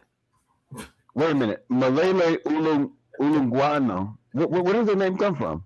Is that like New Zealand or something like that? Like, yeah, that's definitely one of them. What? I don't know. Anyway, I'm sorry, I got lost with that name. But I like Palmer walk. Oh, Palmer just got caught with a right hand. Palmer just needs to. He about to get his. None of these people got good defense. They just fucking fighting and getting hit with. Well, he's got Oh, 2 more rounds, shit. or he's got a round and a half. You know what? Fuck it, Palmer. Just do that shit. Do what you're doing, man. Just Then you're keep gonna your take a damn all the way hands step up, back. man, and keep working. Keep your damn hands up, though, dude. It's like Rubio doesn't have power. He's patty caking him, but it's winning the rounds and it's effective. It's like Palma just needs to bite down on his mouthpiece and keep working. He's got this thing, well, seemingly won with the 2 knockdowns in that round. Hey, Malele, I got 1,800 on freaking Jai Opetaia. So if he loses, you're gonna know why I'm mad. All right, bro. Hey, man. All caps. Really want to know. Do you really want to give the impression that you're screaming this, or are you just trying to get noticed in the chat? You know, it's funny. Before I yeah, anyway, I'm not going to talk about that. Never mind. Hold on real quick, Manny. We were just talking about it. So, best way to beat a guy with long reach and great timing. I just said it. You could bring him to you. You could bring him to you. You could fight negative. Yep. He's going to be forced to cut off the ring on you. He's going to be forced to reach in to your position from time to time. You know what I mean? So that's a good way. Most guys, and that's a great point and a great strategy. Look at what happened with Mario Varrios trying to take the lead and cut off the ring and close the distance. He didn't know how to do it. Oh, God. Most guys who have grown accustomed to fighting from mid to long range and dominate are that range, right? They're almost like a fish out of water when you force them to take the lead. It's the big reset. Man, he need to cut his hair, bro. It's only that's one tactic, but there's a few. Yep. So yeah, it's very important. Like, how do you eliminate your opponent's jab when he's got a good one from mid to long range and he's taller, rangier? Yeah, Gems is right. Use lateral movement. Or I mean, you can move away from it. I mean, obviously, you could counter it. Exactly. Or you can try to win the jab contest yourself. Implement and establish catch and shoot. Like so that's one of the big counter punches that I'm a huge proponent of when I work with professional fighters and amateur fighters. That catch and shoot jab counter, bro. Look, a perfect example. Look at Terrence Crawford versus Errol Spence Jr. Exactly. Yeah. Boom. Look at Andre Ward versus Mikkel Kessler. Yeah. I think a good example of that is Shakur Stevenson versus William Zepeda. I like the way Zepeda just walked him down behind the high guard and made the jab, a non. I mean, he took away the jab. You know, if there's one thing Zepeda does good is he walks people down, he throws body shots, and it makes him hesitant to throw the jab. Hey, it was 2 Hold on, yo, it was 2 knockdowns, right? Yep. And one round. I bet. Hey, watch me see another draw. Oh gosh, you know what? Maybe you never know. But I'll say this, man. It's like Palma. You had this fight in the palm of your hand, and then you just stopped fighting. You just stopped throwing. That's ridiculous. And you was the B side. But B side, A side, it doesn't matter in Zuffa. But I'll say this, dude, the grit. The intestinal fortitude of Rubio is very impressive because he was done. He was done during that round. Palmer gets tops 2 to 3 rounds. He gets 2 to 3 rounds. I think what's it called? Got 6. That's all you need, though. 2 rounds with 2 knockdowns. That's it. In an 8-round Yeah, fight, that's all you need. It was a 10-7. Yeah, if it was separate rounds, then yeah. But he had 2 knockdowns in the same, so he only got additional points. So it was a 10-7. You know, if it was like 2 separate rounds, then yeah. I mean, but the problem is so like, you said, bro, 10-9 and a 10-7. That's 4 points. Really. So mathematically, all he needs is 3 rounds to win. Yeah, he needs 3 rounds. 2. That would be a draw in that scenario, Ali. And yeah, I'm with you. 3. If he won 3 rounds, then he would win. And he's getting his ass beat, and he's getting tatted up in this round too. The problem is like the problem that I see with this fight. I think Rubio is going to win by a point or 2 points because Rubio dominated, like, for me, 5 to 6 now rounds. Palmer's letting his hands go. No, bro. Look, Palmer. This could be. I think it's going to be a draw because Palmer just won that round. And in the 10-7 round. I don't know if Palmer won that round. I think he won at least 3 rounds. I think Palmer wins. So if he won 3 rounds, then he wins. Yep. I think he won 3 rounds. I think he wins. We about to see. It's only 8-round fight, mathematically. I guess I just want to give up this $10. Hey, Jim, if Palmer wins, I'm gonna give you $10, dude. Straight up, yeah. Like, Palmer wins? If Palmer wins, I'm giving you $10. If it's a draw, I don't know what's gonna happen. I'm just saying, like I can see how he deserves at least a draw. I'm with you on again. Like you said, it's only an 8-round fight. So if you get a 10-7, that means you only got to win 1 round outside of that. Yep. For a draw. And look, I'll say this, man. Rubio deserves a lot of credit for having grit and toughness and being in great shape. That's the only reason why he survived this fight and really put forth a gallant effort, man. Hats off to him. Palmer just better hope the first 2 rounds, a judge gave him one of them. And then I'll say this to the screamer in the chat. If Jai Opetaia makes light work of Brandon Glanton, who's never even touched the canvas in his entire career at this division, I'll say, look out, David Benavidez. That's a good look for Jai, for sure. Now, like, honestly, no one has ever even come close to doing that to Brandon Glanton. And that's why he was chosen for this assignment. And I don't understand why so many have a problem with Jai Opetaia taking on the number 8. Is he number 8 ranked in the ring rankings right now? Yeah, maybe. Yep. I'm like, why do fans have a problem with this? Like, I don't think that. Hey, real shit. Hey, if Punch Stats was real, ain't no way Rubio will win this fight. But I know this shit is fake. So someone playing Nintendo ringside? Yeah. No, Rubio outlanded him by 50 points, 50 punches. And I believe that shit. Because the first 2 rounds, I mean, like, it was too many rounds where Palmer did nothing. You know what I mean? Let's see if I lose my $10. Let's hear it.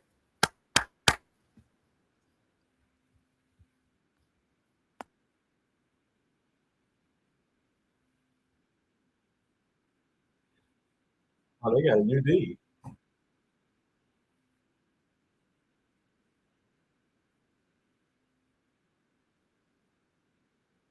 What? I know what I'm seeing. I told you. He was the first 2 rounds. He definitely beat Palmer, and then he took every round ever since he got dropped. Every round. Wait. What was the scorecards? 77-73 on two judges' scorecards, and then 70-something, 77-75 or some shit like that. They gave him every round. I mean, what they're saying basically is he won round 1, 2. He lost round 3. He won round 4, 5, 6, and 7, and 8. That's what they're saying, bro. That's what I just said. Oh yeah, my bad. Yeah. Okay. Yeah. I was stupid. I can't agree with that shit. I do, man. I was watching. Like, Palmer just didn't do enough. You know what I mean? Like, the fight. I mean, he was getting, like, you even said it early on. Like, yo, Rubio's doing real good on the outside. Well, that was the first 2 rounds. He was doing real good on the outside. And I agree. He won that 2-0. and they even had their scorecard up. And then round 3, Palmer had to drop him twice, but then right after that, he just kind of dropped off. Round 4, no. So my problem with it is, I remember what I said. I said that he can make Rubio can make this an easy fight from the outside, but he's on the inside fighting Buddy's fight. So wait a minute. The fact that no judge gave him, I had to step away and use a little boys' room. What happened? Oh, it's UD for Rubio. What? Yeah. Wow. So I gave the 10-7 round, obviously Palma won. I gave him the subsequent round, and I gave him the last round. That's 3 rounds. No, he ain't get if you're a judge at ringside, how could you see that any differently? He didn't get none of them. I didn't give him last round. I didn't give him 3 rounds. I mean, you gave him the 1 round that he got knocked down, that he got the knockdowns in. I gave him possible 2 rounds. I gave him 2 rounds tops. Then it should have been a draw. No, because listen. If you got 2 rounds, right? No, it can't be a draw. Because I'm gonna tell you why. Because if you got 2 rounds, there's still 6 points out there to 4. You know what I'm saying? Because it's an 8-rounder, so it's 1 point per round. He got 3 points in 1 round, and if he got another round, that's 4 points. And then there's still 6 more points floating out there, unless it was a 9-9. There was no 9-9s for me. I think Rubio won. I would have gave him probably a 77, 76 or some shit. I don't know what the fuck you want to say, but a point. I would have gave him I think he won 6 rounds. Honestly, that's what I think. If you go back and rewatch it, with a different lens, I think what's called did good, but I think that every round since he got dropped, Rubio been outlanding Palmer. Even in that last round, Palmer had some good moments, but and I would say this right here, Rubio doesn't wear the shots as good as Palmer does. Every time Rubio get hit, he's because he's not even his footing is terrible. You know what I mean? Every time he gets hit, he looks like he's getting knocked out of position because look at him. He's jumping and leaping and he's doing all this stupid shit that, that he shouldn't be doing. His footing to be set. Look at his feet is not underneath him. He got 2 left feet. And that makes Palmer's punches look better than it is. But at the end of the day, Rubio was outlanding him. To me. Hey, Ali, you was right though. 70. So if it was if you gave what's the name 2 rounds, Palmer 2 rounds, and Buddy won the rest of the 6, that's 76-74 Rubio. That's what I would have been. But none of the judges had it that. Yeah, they had 77-73, meaning they only gave Palmer 1 round. Yeah, the round that he got the knockdowns in. And I can't disagree. The reason I can't disagree is because that was the only round where he actually turned up. After that, he just he literally round 4 he came out fuck it, I'm gonna just be on the back foot. And then round 5 he looked kind of exhausted. You know what I mean? You can't do that shit. You know what I mean? Take the lead, go for another knockdown. And what's the call was wobbly in round 4 because he hit Rubio at the end of round 4 with a hard ass punch that kind of had Rubio looking crazy a little bit. But dude, you should have commanded round 4 and round 5 and then took a break because then it probably would have been a draw. But this is why fight IQ is important in boxing because you need to. I have to do the quick math on that shit real quick. Yeah. No, it's cool, man. It's late as hell, man, and it's a random ass fight. Yeah. 6 times 10. Divided by 2. But anyway. 6 times 9. I gamble. That's the only reason that I apply. I'll be applying my math to that because I would have live bet that motherfucker if that shit was on. If they had Rubio a plus 300, bro, I would have dropped 10 bands on him, right? But I'm crazy. But but there was no way I didn't see him winning those rounds. Even that last one, Palmer's doing more, but you're still losing. You know what I mean? So I can't agree with you on there, bro. I think Palmer landed the much bigger shots in that last round, and he kept up with him. I just think that his shots look better because of Rubio's fucking footing. But either or, I can't disagree with what you're saying. I'm just saying that. So what we supposed to? Are we really judging on what looks better, or we're not judging on what looks better? Do the aesthetics matter, right? The aesthetics does matter, but Palmer wasn't landing enough. Now the question you got to ask yourself is, that shit was rock'em sock'em. What you talking about? I mean, at times it was rock'em sock'em rounds 1 through 3. After that, Palmer kind of fell off rounds 4 through 8. In my book. Yeah, Mike Rubio got dropped twice. Still don't agree with Ali's mic though. Stupid. Ali's math checks, but his mic doesn't. I got my mic on like 10% or whatever the fuck. Like, you know what I mean? Like, ain't no fixing that shit. Sometimes we get it, sometimes we don't. Most times we don't, I should say.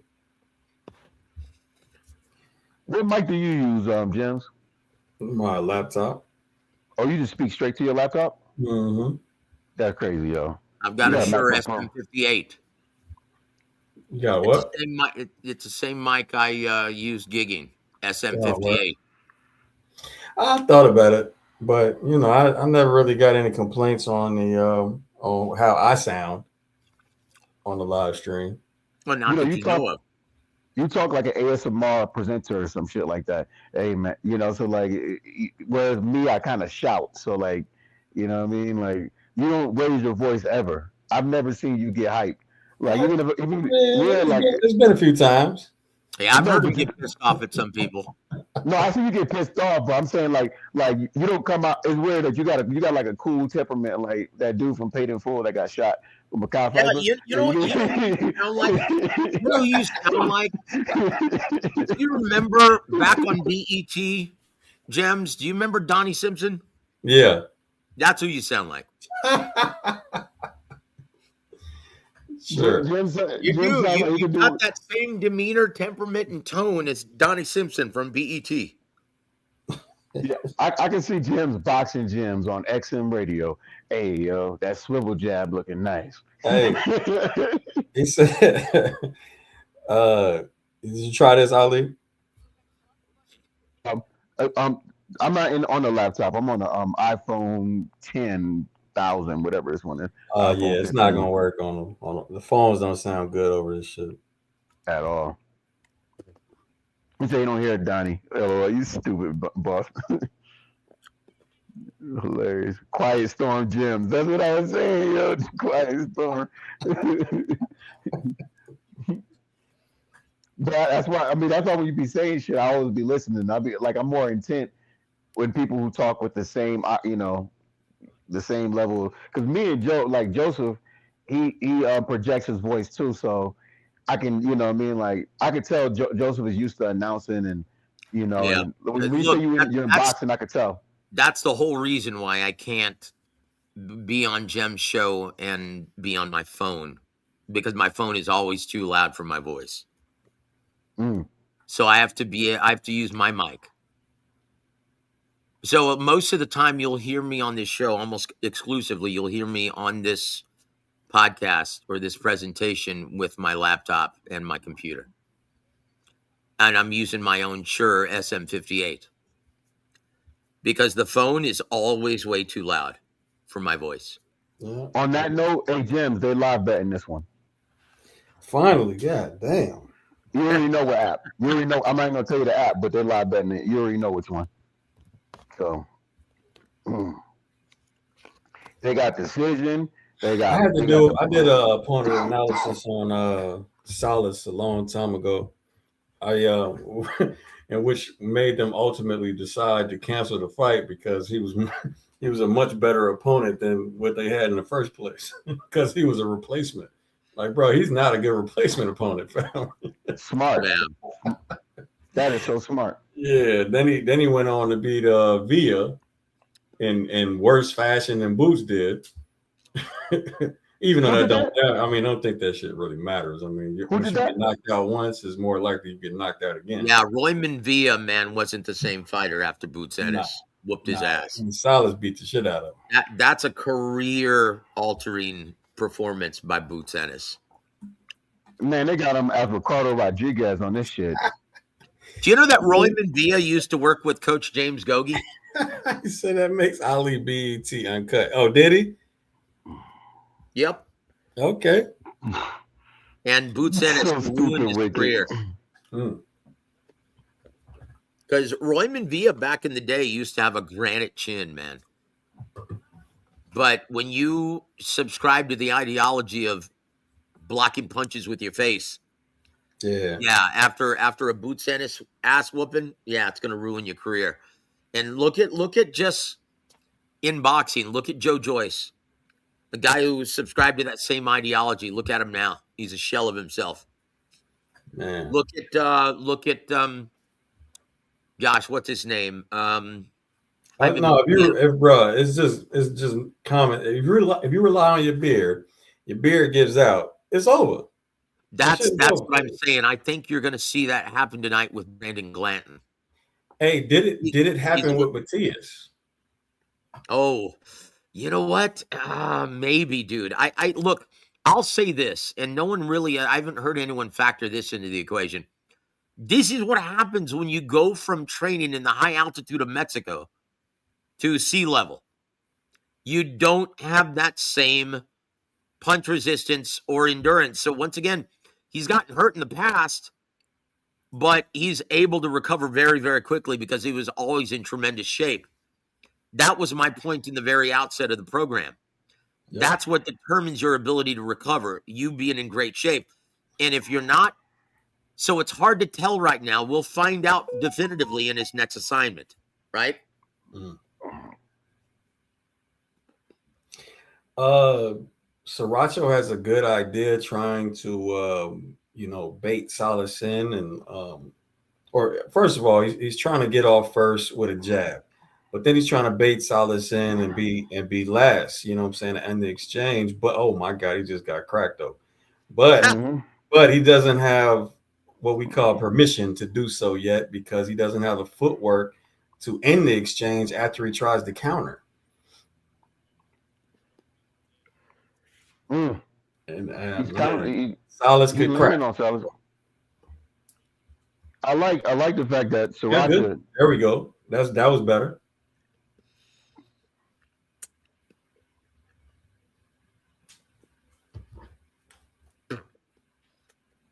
Well, what happens, Gems, when you're just pulling with the jab with your lead hand? Oh my God! Trying to hit him with it. Good right hand by Rodriguez, aka Salas. Well, so if you know what you're doing with it, Joseph, you could set something up doing that. But if you don't, if you're just doing it, because you think it's good or because you think it looks good, then you could get cracked over top just like any other regular jab. Exactly, man. And that's you look, if you're using the jab, you've got to use it intentionally. You've got to use it forcefully at least a few times. Otherwise, your opponent's going to ascertain, okay, he's just trying to use it as a distraction, a rangefinder. Let me teach him a lesson. Right. Come over top of it. Right. And I think, man, and Salas is seeing, I think Salas just saw that Sriracha definitely just wants to counterpunch when he comes in. So now I think he's backing off a little bit.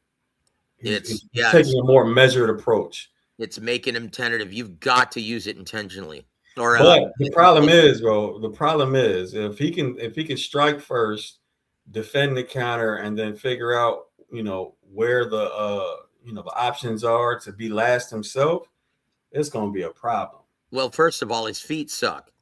So he needs to look at his front foot, man. It's on the inside where he's in the direct line of fire for that straight left hand. You talking about Salas or Sriracha? Salas, his feet are in the inside. Most of the time. I gave Salas the that last round. He landed the most consequential punch on Sriracha. That right hand was I got a decent. swing. It's probably a swing though. See, this is why I can't understand why judges are they're persuaded to score the round for a fighter. Yeah. It's like, why aren't there more even rounds? Because why would you want an uneventful feeling out round to determine the winner of this fight? It doesn't make any sense. And commissions now, they try to persuade judges to score every round for one fighter or another. And I'm like, why would you want the uneventful rounds to determine the winner? Yeah. Doesn't make any sense. And if I were part of a commission, I would strongly encourage judges to score even rounds. Salah's getting off work. Look, so my reasoning is, it's that for sure, but my main reasoning is I'm just one person and it's three judges.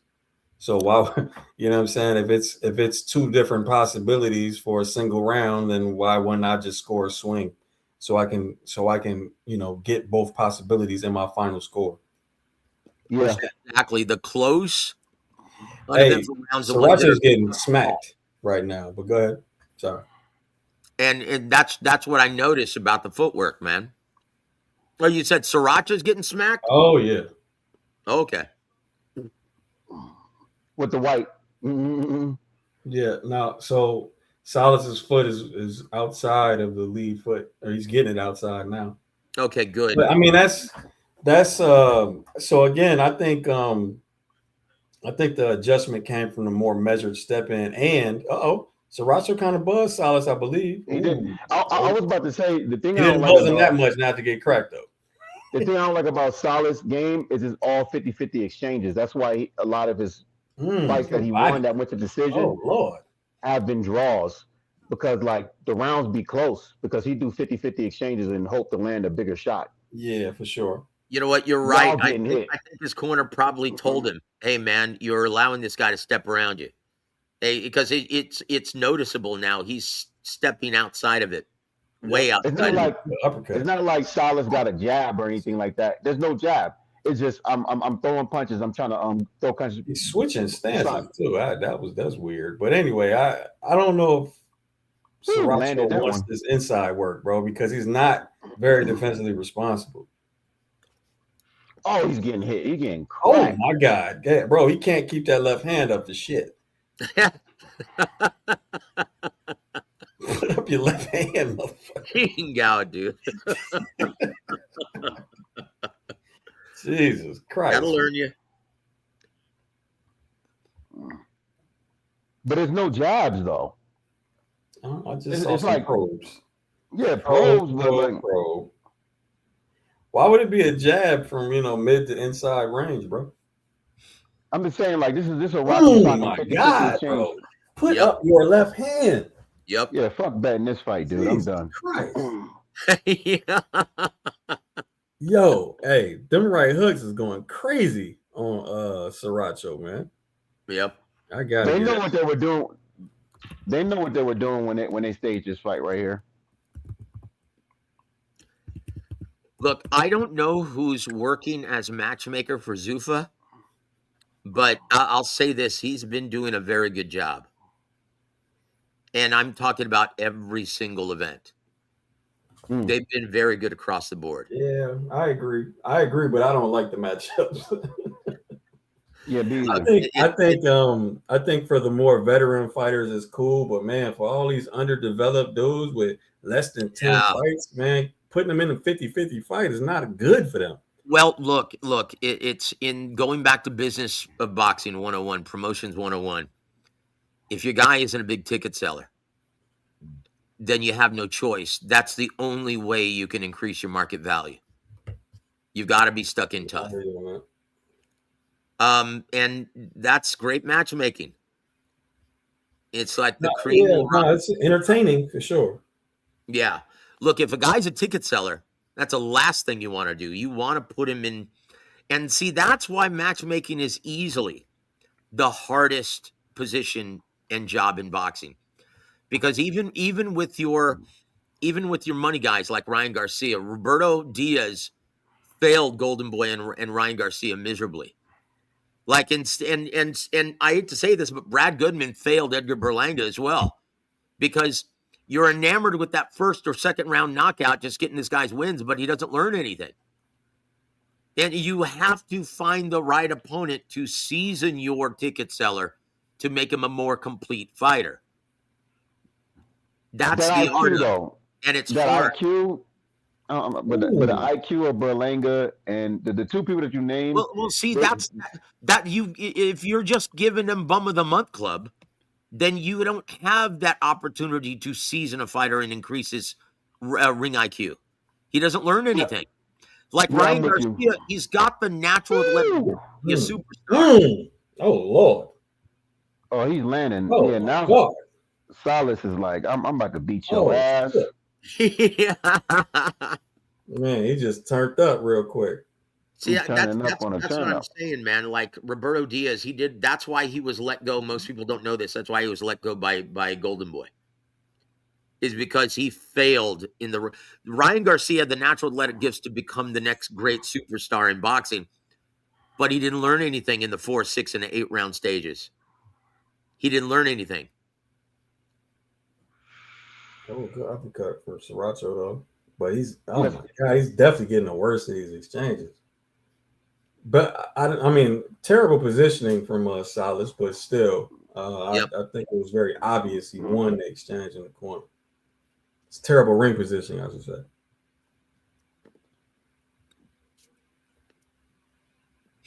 Everything is just in the 50-50 with nasty timed uppercut from Salas. Oh, and he gets hit. And he gets hit. He gets countered. Yeah, running in. Bro, this is called 50-50. Man, good feint. Oh my Lord. Dude. I'm reading some of the comments. God. Jesus Christ. Gee, these right hooks been crazy, man. Oh, jeez. Oh my God. That hurt him. That hurt him, Salas. You heard him. He didn't even recognize it. Oh, bro, he's done. He's hurt. Sriracha's hurt. Well, let's see if they put it back up, because I was about to put some money on Salas just when. I don't, bro. Hey, if you anybody who has a slow stream, watch the end of that round again, man. And this dude started doing some weird shit.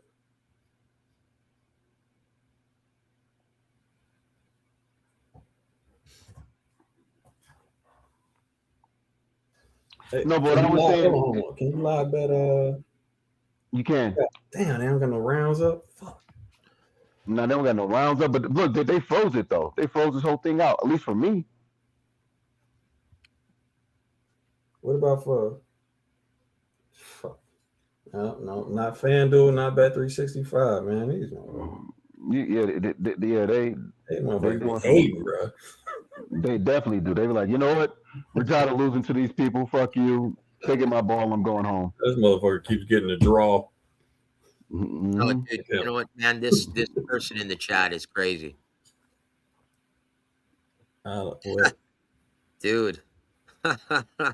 He said I was gay for Ryan Garcia. Oh my God. I wouldn't Oh, jeez. Oh, jeez. Yeah, let's Oh, jeez. Wow. How did anyone deduce that? Come to that conclusion? I don't know. Whenever it's too. No, he keep turning his back. Yeah, he done. Yeah, he definitely done. Yeah, he's in the immortal words of Harold Letterman. He's headed for the exit door.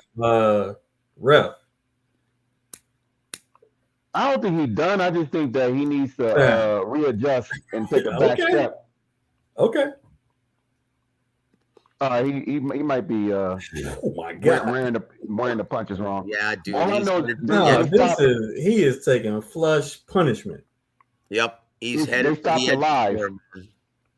They stopped the live. Can't even go live on this thing no more. Oh, jeez, man! I swear. People are crazy in the chat. Yeah, that's what happens when you don't put up the barriers, which I usually do. People just talk. Look, they put it up for a second and then took it out. They put it up. They had Rod as a minus 350, and then just when I clicked on it, they took it off in a second. That's what I'm saying. This is what they be doing. They be doing some funny shit. Like a perfect example of sticking someone in 50-50 fights, right? Who, and that's the only way to increase your market value from a promotional perspective, is Juan Manuel Marquez. Somebody got Sriracha up. Yeah, that's what they had in the comments on the TV. Like Sriracha is up. I'm like, what? Wow, Swing. Come on, dog.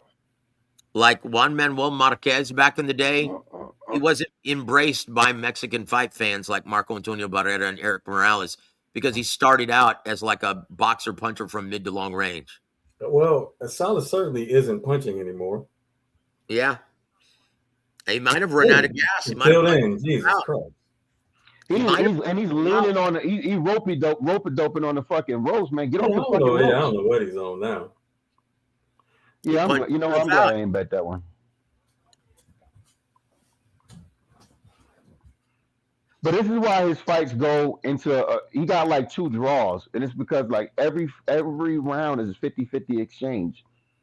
So it's like it's hard to give him clear rounds. Dude, when these you are on great the ropes. matchups. This isn't any different than what Pro Box does. This isn't any different.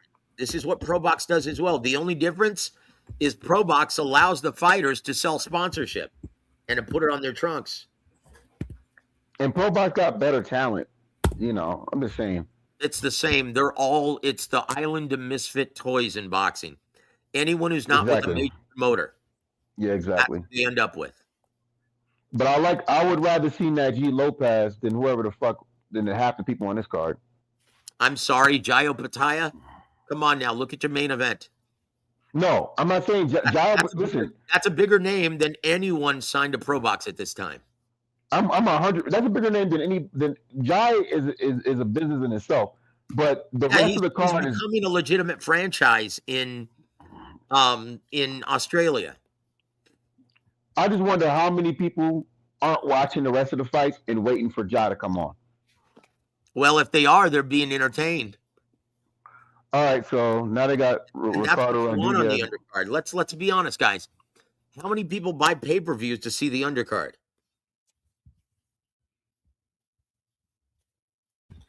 Yeah, I don't know if Salas took a round off or he's gassing or what that was, but it certainly didn't look good. Thank you, Wicked Dunn. I can't believe I'm saying that, but thank you, Wicked Dunn. He picked up what I was laying down.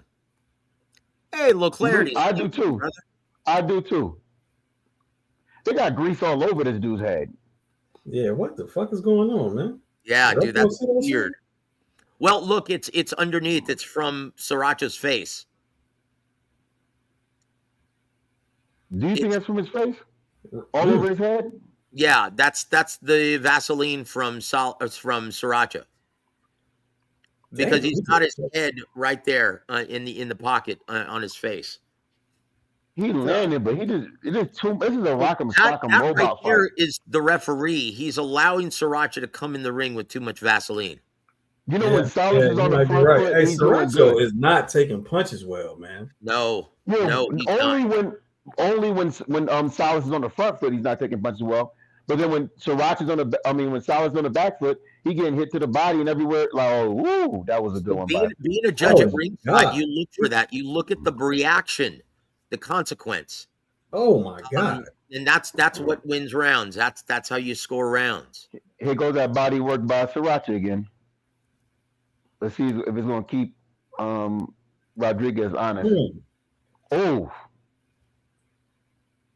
Fuck betting this fight.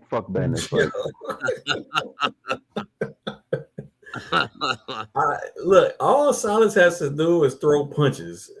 and it looks like he's just winning the fight. I mean, when Is he a 10-round when fighter, he though? decides to go against the ropes and not do shit, then it becomes more even. I'm about to. Is this dude a 10-round fucking fighter? Noted Nice with uppercut, man. You do have some. Oh The my problem god! is he throws everything into his punches. Oh, punch stats is all types of crazy. Dude, I never pay attention to punch stats. Oh Dude. my god! He killing him with power shots. Body, head, crosses, hooks, uppercuts. Like fuck. And one thing I can't stand when nice fans try to use punch stats to support an argument, it doesn't tell you anything else. Like it doesn't. Nah, bro, it's not real. It's not real. I've been telling people that for years. It's like I don't even see why networks still even do that. Show punch stats. Me either. A bunch of garbage, man. They can't even get historical fights right. Like, how the fuck is that even possible? I'm gonna tell you why I like punch stats. I'm gonna say when there's fighters who don't really have punching power, like Shakur Stevenson, but they land a lot of punches. That's what makes punch stat. Like Sky Nicholson, you know what I mean? She's defensively sound. What are you comparing women's boxing now? How does that make the point, Ali? What are you talking about? I'm just saying from a betting standpoint. That's what I'm right. Say that shit first, man. Okay, I mean, from a betting standpoint, this is why I like punch stats. I thought that was automatically like no, I'm like this is not a betting channel, Ali. I'm with you, brother. You just got so used to these live streams and us talk about betting that. Yeah, that's true. That's true. you gotta say the main thing first. Yeah, all right, so yeah. But when it comes to like true power punches, yeah, it's not telling the story of when this dude's lighting his motherfucker up. Fuck the story. It's not. Yeah, preface the point first, brother. Man, they had one of the scores, they had 83 to 83 on punch stats in a draw. They had 83-83. Like, they had punches thrown or punches landed? Punches landed. They had an 83 to 83. And then they had a draw. I'm like, that shit right there is the most. I don't want to say what it is, but I don't like Sriracha's footwork, man. His balance is terrible. Yeah, and his accuracy is hit a fucking cliff. Yeah, well, that's why. Oh why. My God, Jesus Christ, man! He keep getting hit with bombs, bro. Mm-hmm. He just don't look right when he gets hit, but he recovers well. Does he? It's because he doesn't have any legs underneath him, dude. His balance is terrible. How many times has he recovered? Look, the manual before you ever were allowed to punch. Oh shit! For one punch in sparring or in the ring, in the cronk, you had to spend a month working on your balance and your footwork. That was paramount. He just won't go down. Of your defense. Ricardo Salas has never been knocked out. Okay. He's been knocked down before. No, Sriracha. Talking about footwork. Hey, bro. Okay. Well, he's definitely proven he's got a fucking beard here because he's been getting rocked the whole. Sriracha's been knocked out once. Okay, well, in round 9. See it. Maybe it's the. I don't. Solid to the body though. Oh man, Jandro, rest in peace, Victor Conti. Look, say what you want about Victor, but I always got along with him extremely well, and we never talked about boxing. We always talked about music. Most people don't realize he was a former bass player for one of the best R&B bands in the 70s, Tower of Power. And so we would spend hours talking about music, man. I genuinely liked Victor Conti as a person.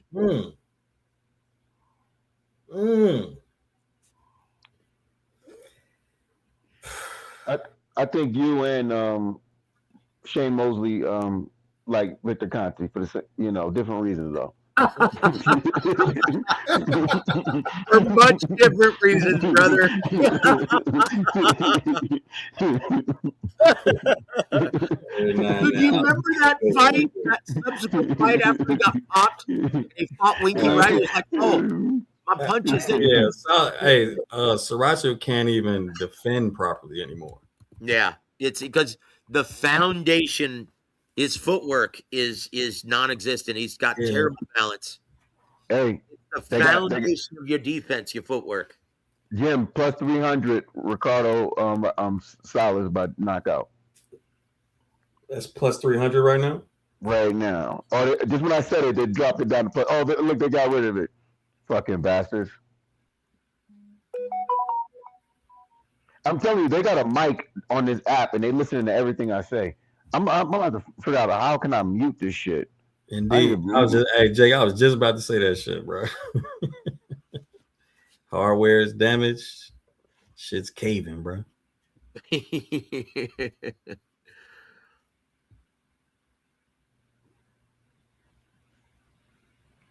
Damn, Lance.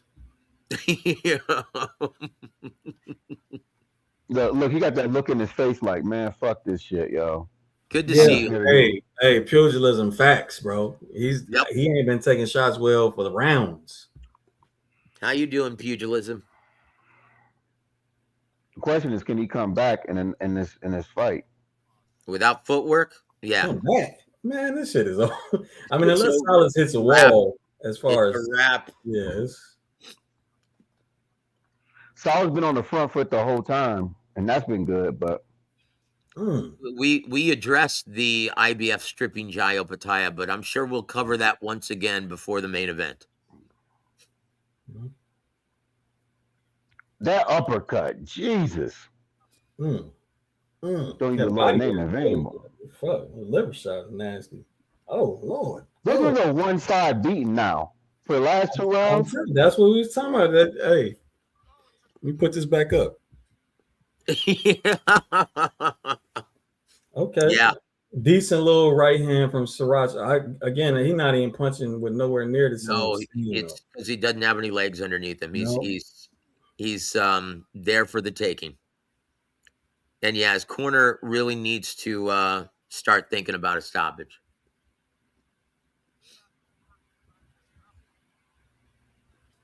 Start thinking about something. Beautiful uppercut, man. Man, I honestly I miss Emmanuel Stewart's commentary. He'd be saying right now, I don't like the way his legs look. He's got no legs underneath him. It's a foundation. Man, I miss Emmanuel, dude. You know, it's amazing. When I was covering the beat and I was just a writer, man, I used to stay on the phone with Emmanuel for like 3 or 4 hours at a time, just picking his brain. Oh shit, dope that he'd do that. Oh, nice. Yeah, man. I mean, he knew everything about this business, not just what goes on in the ring, but the business as well. And he taught me so much about everything, man. I was just so lucky. And he gave everyone, he made everyone that interacted with him feel like somebody, feel special. That was the majesty of Emmanuel Stewart, man. He was special. There'll never be another one like him. Definitely one of the many coaches I learned from, for sure. Anytime I could get Manny talking boxing, I recorded that. And you know, he always made time for everyone at his live events, because most people don't realize it, but to create opportunities for his vast stable of fighters, he had his sister's promotional license under her name, and he used to stage his Kronk events at various casinos, and I used to do commentary for him. And and at these live events, he made time for every fan who wanted to come and shake hands with him. He was the best ambassador I've ever met for boxing. Yeah, I can see that. Yo, even if my man's getting destroyed in here, fam. Yeah. Yeah, well, I definitely missed the damn train because now he's like minus 2,000. I should have got him at minus 200. Well, low clarity, that's why he's a fighter, man. These guys have no quit, and that's what the corner and the referee is there for the safety and protection of the fighters. Yeah, no, it looks like they still believe he could win. Well, I don't see how. I mean, I ain't gonna never say never. It's always a. Does he have knockout power? No, he doesn't. Forget about it. It's over. Dude, come on. He kept Salas honest for 3 His rounds. Salas look so fresh, man. Yep. That motherfucker don't look like he been in there for 7 rounds and having to go to war and shit. Even with all the Vaseline on his head. Ching Gao, man, that's ridiculous. The referee needs to stop. Hey, wipe his face, wipe his head. Ooh. Salas, dude, he's got Vaseline all over him. God. Oh, all right, ref's looking close. Here we go. Yeah, it's bad. Bad. Nah, shit, Sriracha got out of it. Jeez. Let the beating commence, I guess. Ching Gao, man. I took the bet, Ali. Plus 3 something. Plus 333. Smart money. Smart money. Now we just need what's it called to and the rep definitely close too. Yeah, he just need to continue his onslaught and not be on the back foot. Jeez. They got rid of 3-way betting. Well, he went back on the back foot, but I don't think it matters because Sriracha will keep coming. Yeah, look, when Salas is on the inside, Sriracha needs to turn his body sideways and eliminate half those targets. He needs to do something, man. But I don't think he knows how to do that. This is a 10-rounder too. Yeah.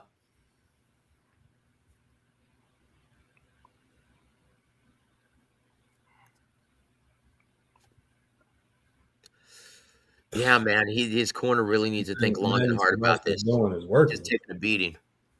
Man, Salas is he's like taking breaks now and still. Yeah, he's showing him mercy. He's showing him quarter. Ref. Yep, there it goes. Here it goes. Stopped it. Stopped it. Yep. Oh my God. Hey, James. Getting money. That's why I'm on this channel right here. I love it. I'm on this channel right here. Anybody you took it, Ali? Me say, you already know it. Anybody who heard me say it's plus 300 by stoppage, I know what I'm seeing.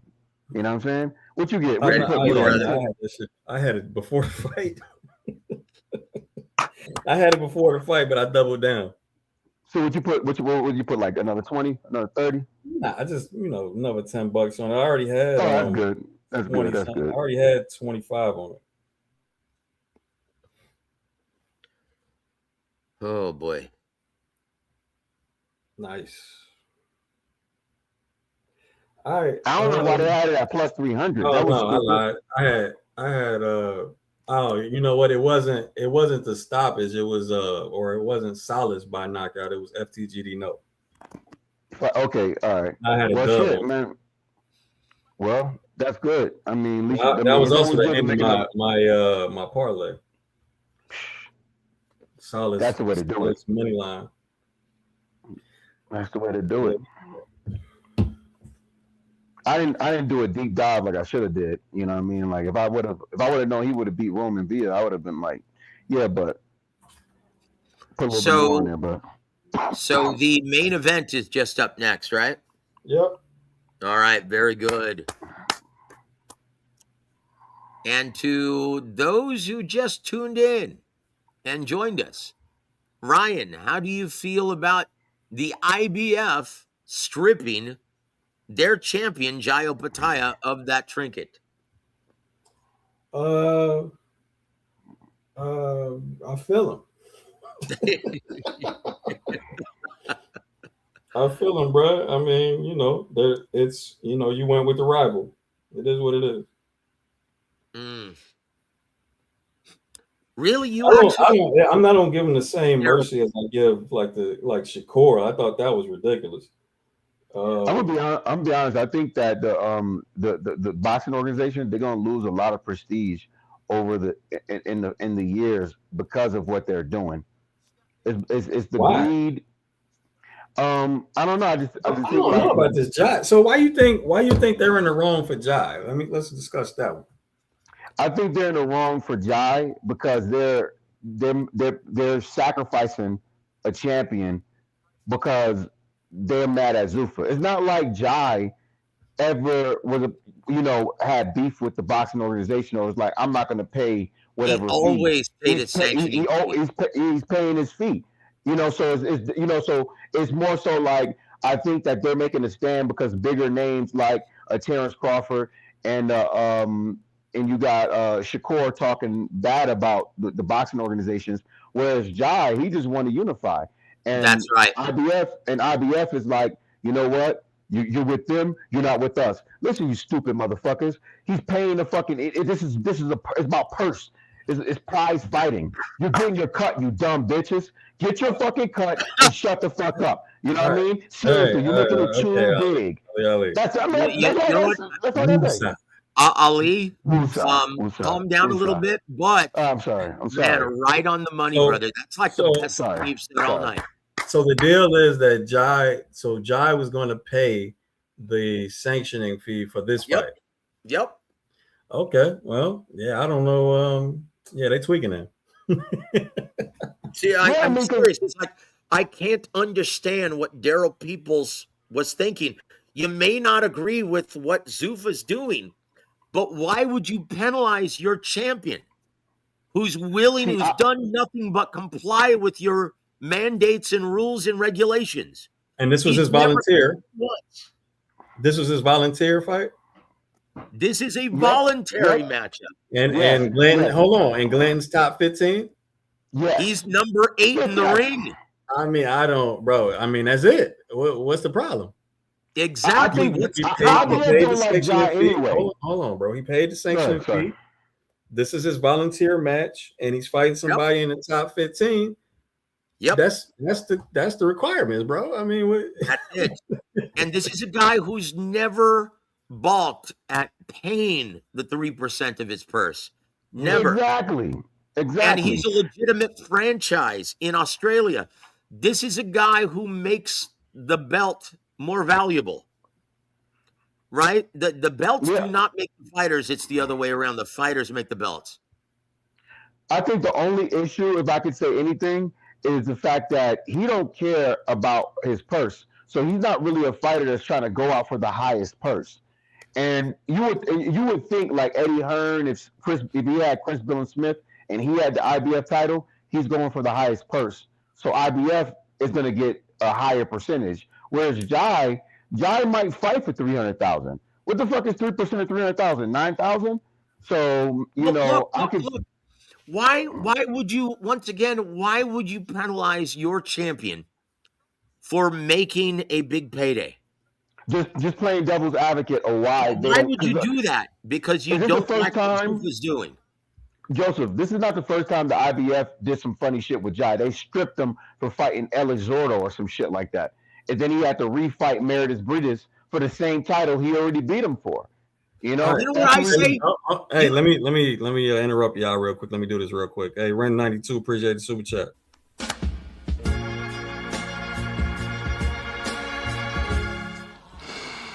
Money to burn. He says, let's go, Money Jam. Shouts out to Joseph. Check out his live streams, y'all. Yeah, definitely check out Joseph's channel. You, brother. WAW Boxing, War Week. War Week. Thank you, guys. War Week. I was just over there. What was that? On Tuesday. Tuesday, yeah, with Coach Shields. Coach Ronnie. And yeah, he announced, if you guys missed it, he announced a fight that hasn't been announced publicly yet in Jermall Charlo, taking on Armando Resendez for his WBA title.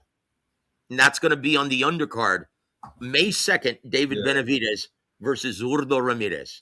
Yes, sir. So Mal Charlo versus Resendez. Yep. Yeah, man, if y'all like this channel and you like listening to boxing knowledge, then you might as well go over there and rock with Joseph when he has a Hall of Fame coach on his channel like Ronnie Shields. Thank you, brother. I appreciate that, guys. Yeah, man. Honestly, dude, I really like, man. I really like it. Maybe I'm stupid, but I really like Jamal Charlo versus Armando Resendez. I think it's going to be a great Let me, matchup. Joseph. Let me do this for Ali real quick. Ali, present super chat. But these last $2, I'm not gonna lose. Dude, where do you find these? That is awesome. Oh man, I never ran through these for you. Yeah, those are great, man. Look, here, let me run through them. Let me run through them just because Ali just basically saying, yeah, thanks for another person. But anyway, here we go. Here goes the $5 one.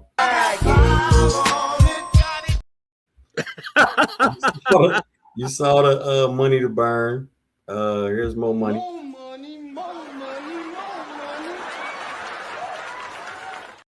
Straight cash.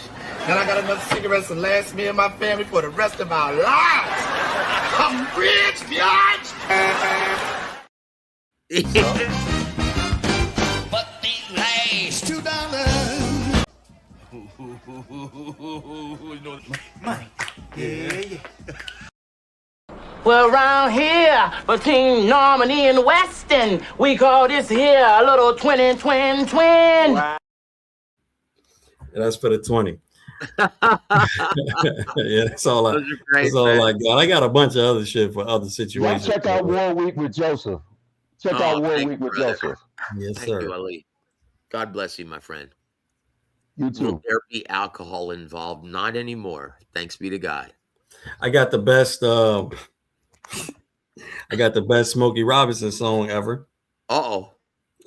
Check it out. Smoking that smoke, gang banging.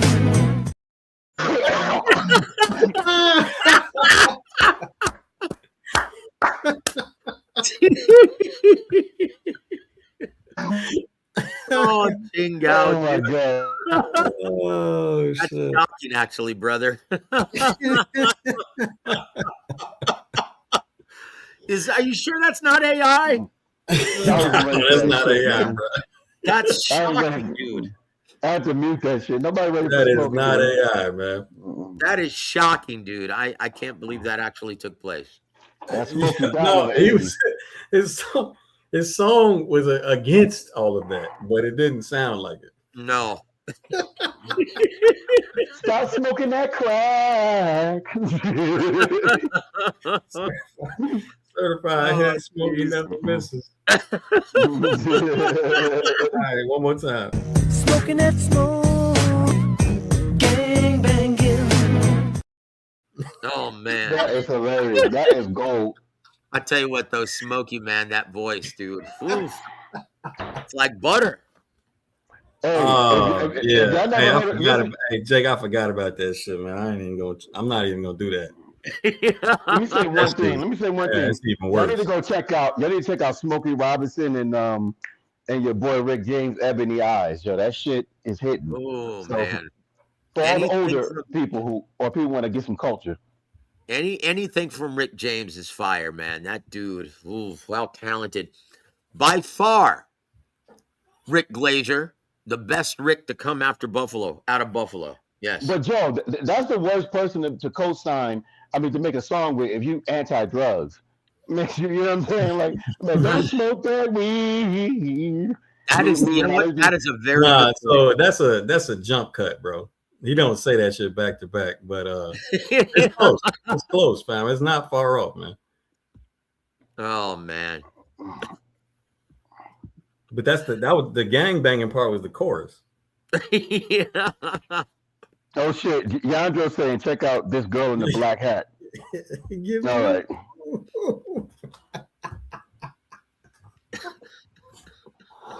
That's the lyric, Joseph. Smoking that smoke, giving up. Oh, Oh my God! It's like an infomercial, like a after school special song. Nancy Reagan equivalent to Just Say No. That the gangbangers turned into a real gangbanger song. Oh jeez, didn't sound like it. I think his wife or his girlfriend at the time was like, "You need to make a public service announcement for our nephew." He was like, "I got you, babe. I'm going to the studio."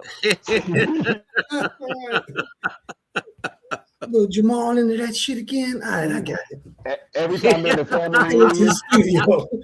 you see his hat Gino. backwards and shit.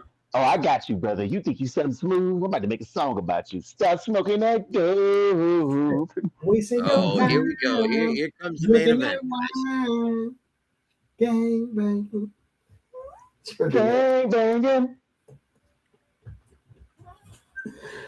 Jesus. All right. All right. Man, I really like Joe Martinez, man. I like him making the calls here. Of course, I'm partial to my boy Thomas Triber, man. He's one of my best friends in boxing.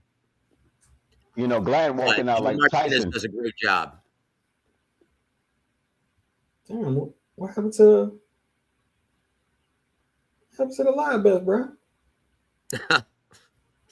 Yeah, you already know. Brandon Glanton from Atlanta, Oh, GA. there you go. There you go. All right. You couldn't get it through the live portal or link. You already know I'm logging in right now. I'm about to deposit some more money. Yeah, they got it up. I mean, if I end up betting, I'll just use the winnings. I'm about to deposit some more money. Look at it. They want me to put my password in now. I think we up like 180 on a bullshit night. So, what is your official prediction before this fight happens? I think I agree with y'all. I think that there's a good possibility that Ja can make this fight a lot harder than it needs to be, and that there'll be some, moments in this fight that Glanton has, but overall, Jai will come through either with a late stoppage or a decision. Yep. Yeah, I don't think it needs to be that difficult. No, It's not that shouldn't. difficult. It shouldn't. But Jai has the mindset of a fighter, man. He's a warrior, dude, and to his own detriment at times. Yeah. Now, because believe me, chat, there's definitely a whole different way this fight could go, which is just Jai by domination if he just controls distance. I tell you what, it's really gonna be bad if he does it. I love this matchup for the fans either way. Yeah. Because Glanton is a warrior, man. He always comes to fight, whether he wins or loses. He is one of the many reasons why we love boxing. He's got a warrior's heart and a warrior's mentality. And most fighters who step in the ring with him can't help but fall in line and do the same thing. Because these guys are fighters, man. They're warriors. They're fearless. This is why I cannot stand when fans will talk about ducking. Guys, ducking is a fan-driven concept. It doesn't exist in this business. These guys would step in the ring with Godzilla if it meant making life-changing money. They are warriors and they're fearless. And this is one of the many reasons why we love boxing.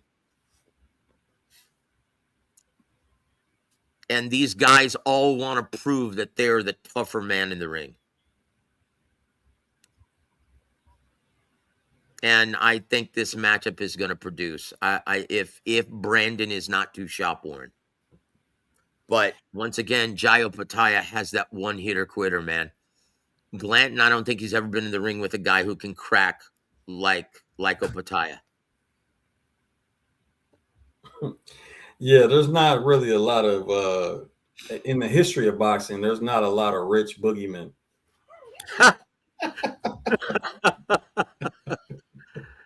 So it's a whole bunch of, middle class boogeymen, though.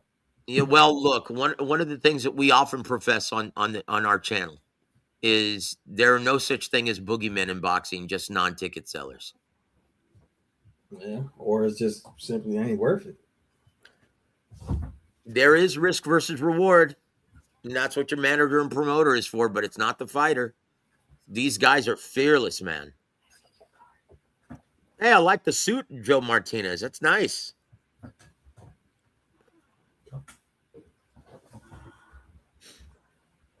You know, I'll be honest, guys. Of all the elite ring announcers, the only guy I really can't stand listening to, and forgive me for saying this, is David Diamante. He's terrible. He's terrible, dude. The fight started. Like, dude, what ring announcer screams at his fans, "I said"? It's like, dude, like, shut up, man. The time has come. Nah, bro, I can't stand it. I Terrible, think he's dude. corny What as is hell. screaming, dude? And you know, he sounds like an a-hole. He does. Very happy to have this shit on mute. From Plus, the four corners of the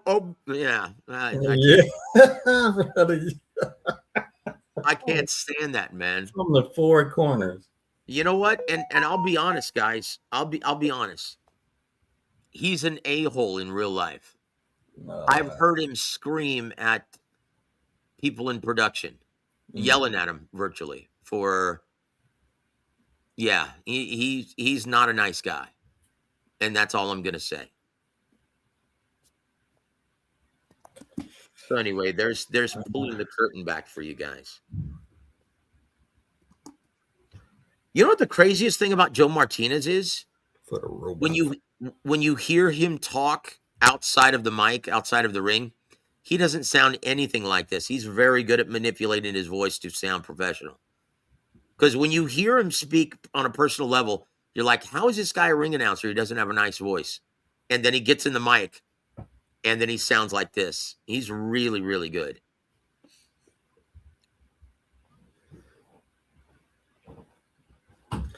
All right, they're announcing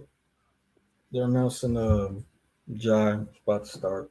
I think I'm a little bit behind actually. Let me reload real quick. Let's get it on.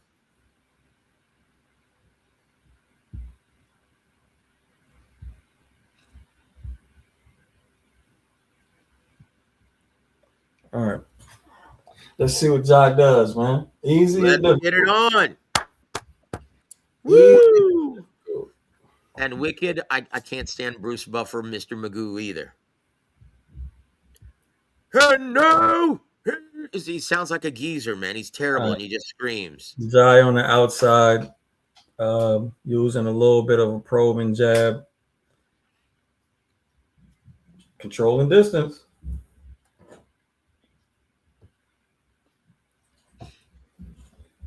Lead left. Dude, look at the tree trunk underneath. Lead left already dialed in. Mm-hmm. Yeah, Brandon can't quite figure out how to cut off the ring just yet. He's got to close distance, bro. There's no way he survives out here. Nope.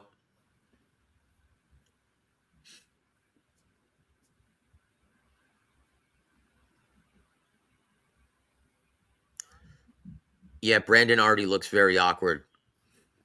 Yeah.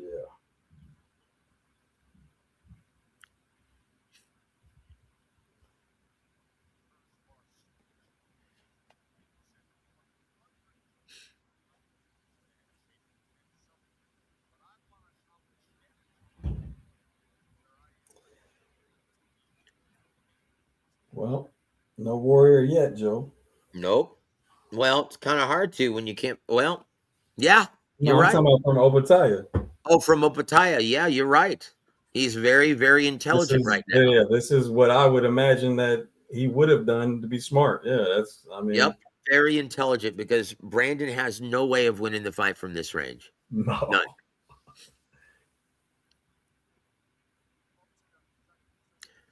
I'll tell you what, from this range, left hand ain't missing. Yeah, from this range, you better pray that he's bulletproof. Shingao. Yeah, man, he can't find range, but yeah, he's to start using that jab. Uh-oh. Jai fucked up for a second, but right back to it.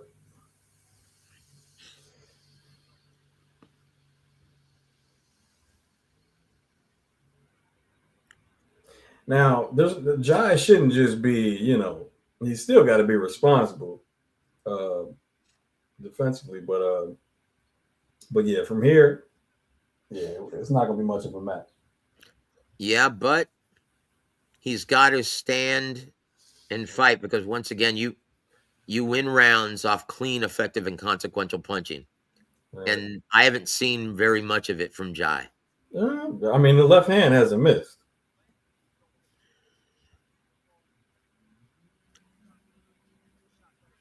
And Glanton ain't landed shit, but so No, he hasn't. that's the real problem. He's landed a couple jabs. That's about it. But he's got to do a much better job of fighting behind an intelligent jab to close that distance. He has to. But once again, the lateral movement negates the jab. Just like you were talking about earlier, Gems. Yeah.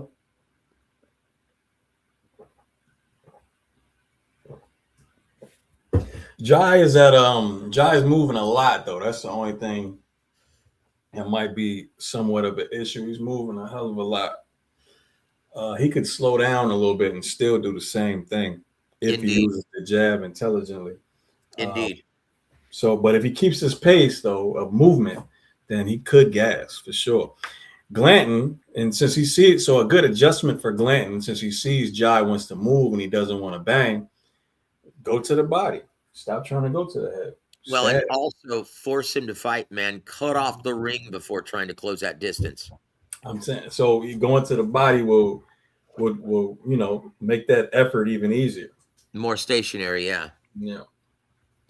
But yeah, rule of thumb, guys, for any prize fighter, if they're trying to be the effective aggressor, cut off the ring before closing the distance. Because if you try to close the distance immediately, like for a Pitbull Cruz, then you're going to be following around a guy who's beating you to the punch. Oh my God! The first thing he did was went for a stab jab, and he fell all off balance. So I don't know if he has that in his game.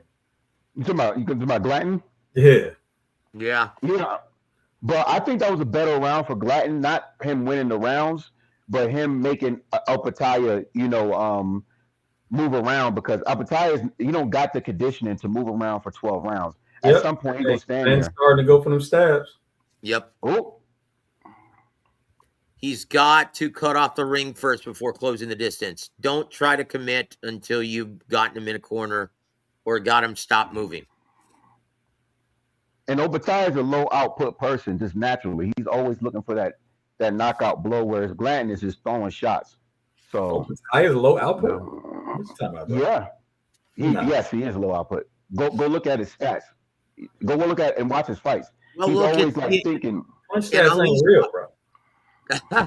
Well, Ali has kind of a point where it's the Emmanuel Stewart triangle. If you load up on power, and you combine speed with power, then you ultimately sacrifice volume. He outlanding Brandon, but Brandon just takes shots though. He just sits there and takes shots habitually. Range is volume. That's it, yeah. So in any fight you look at that has Opetaia in range, say mid-range to inside range, he's not low volume because range is volume. That is true. You acting like you wrote a book about boxing or something. I'm joking.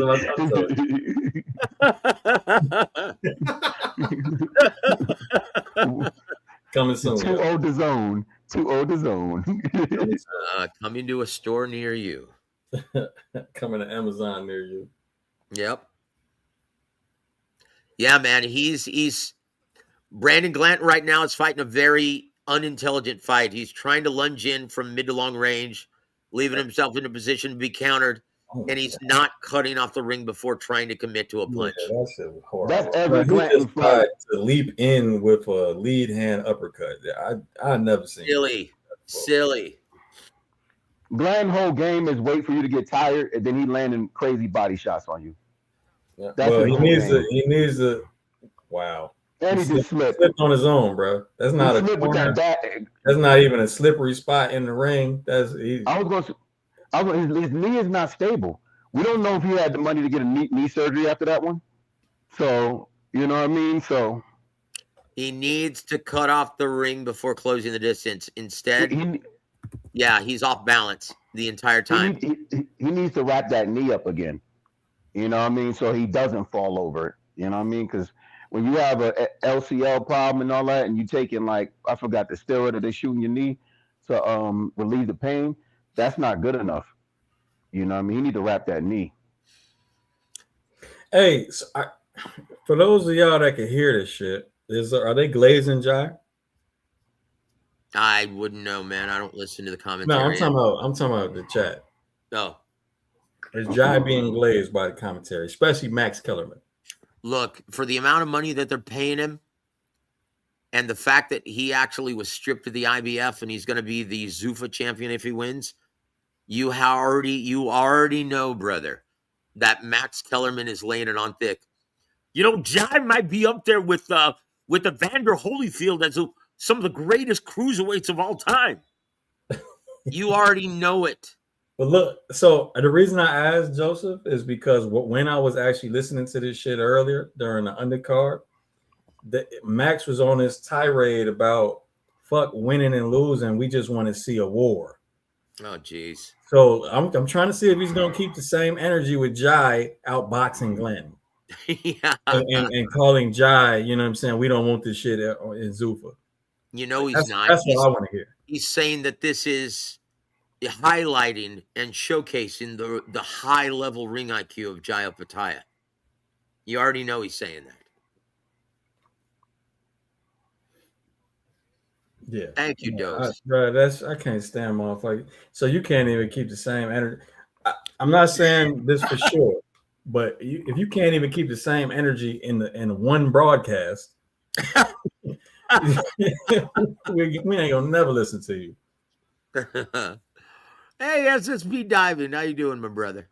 I was gonna say this right here. What I like what Jai is doing is he's tying up. Yeah. He's giving them his respect, and he's tying up when they get on the inside, which is smart because that is gonna. He watched the Chris Bill and Smith fight, and he's seen that tying up this guy is smart. Don't just go blow for blow with this guy. That's up to the referee, and once again, the referee is allowing them to fight out of it. That's great. You know, Glenn's main problem with cutting off the ring, man. Round number 3, Glanton's starting to find range. Yeah, but he's getting beat up when he gets there. But Glenn's main problem with cutting off the ring and actually going to work is he's not using his lead hand. That's it. He's not fighting behind an intelligent jab. Nah, there's no real jabbing. There's no control with the lead hand. There's no nothing. In the immortal words of Teddy Atlas, he's not putting bugs on the windshield. Stupid. We're firemen. Firemen. We run towards a fire.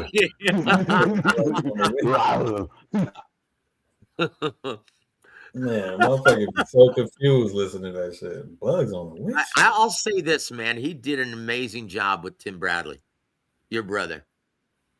I thought Teddy and Tim made a great combination. Tim loved that fireman speech. Yeah, unfortunately, it was at the tail end of his career. I ain't gonna lie, I like that. That shit had me hyped, yo. I went to make a peanut butter and jelly sandwich for my kid. I was like, let's go. What you want? Crunchy or Dude, you want to hear comedy? You want to hear comedy, man? Listen to Teddy Atlas when he's in the corner of Michael Moore against Evander Holyfield. Dude, that's amazing. Hey, you want me to go in and fight for you? Yo, it's 3-0. It is. Mm-hmm. And you know, and I honestly think now I give my assessment. I think this fight going the distance. Okay. Yeah, I do. Look, it's impossible to make a case otherwise than 3-0 Opetaia. It's not just that. It's the main reason what I was looking for is Opetaia going to be on the front foot like he did in that David Nika fight? And no. And wait a minute now. It's plus 137, so it's worth it. Oh, they took it away. Ain't that a bitch? Look, man. Matt asks, does David beat Jai or no? Who? David. We don't know if David looks like a cruiserweight. At bars. Yeah, exactly. That's a bad assessment right now for cruiserweight. It wasn't an assessment. It was a question. Yeah. Okay. My bad. It's a totally different style matchup. And honestly, to me, that's a toss-up right now, man. That's a toss-up. That's a great fight and one of the best fights. Good to say. He's cashing in now. Look, Glanton is crashing him right now. He's doing the Glanton thing. Yeah, he's Just trying. crashing him with punches. He's trying. Opetaia is doing the right thing, terminating the exchange that he doesn't want to be in. Yep. And countering. You know, he's doing exactly a great job of spinning around. Yeah. Hey, bro, this is exactly how I figured he would, this is how you do it, just to make this fight easy. It's easy money right now. Oh, good body work by Glanton, though. I'm not going to say here work. Shit, but he's catching mean shots to the face, though. Yep. Oh. That's what I suspected. Him going to the body, he gonna catch an uppercut. Is gonna work. He ain't got none of that. Take away the prop line. It never was there for me. Oh, they're like fuck that dude. Oh, blow, Glenn. Yep. Good tie up by this is great for Glenn though. Hey, keep it in there for as long as possible. Yep. I mean, and good tie up by Opetaia though, like because he's tying up and then he's responding for every punch that Glanton throws. Well, I like what the referee's doing right now. He's waiting to the last second to separate him, and he's letting them break out of clinches. I really like this. Opetaia just landed a nice little combo that froze Glanton a little bit. Yeah, he did. Yeah, he's got those heavy hands, man. Made him think about life for a second. Woo. Yeah, I know. Glenn, like I ain't got the legs. Glenn hasn't thrown a punch in 30 seconds. Yeah, man, he looks like he felt those shots, man. Okay, finally a body shot. Good job going to the body though, so he doesn't have the option to go back to all that lateral movement. I forget my decision play. The way Glenn is standing there just getting hit. Now he's complaining about the back of the head. Okay, a nice left hook from Glenn though. Opetaia doesn't need to get. Hey, so he's giving up. He's giving up his advantages here. Yep. And he's not tying up. There you go. Tie up. Opetaia. Giving up his advantages. I don't like Brandon Glanton's feet though, man. He looks like he's shop worn, man. He's not reacting to those heavy shots. Just stood there and took punches, bro.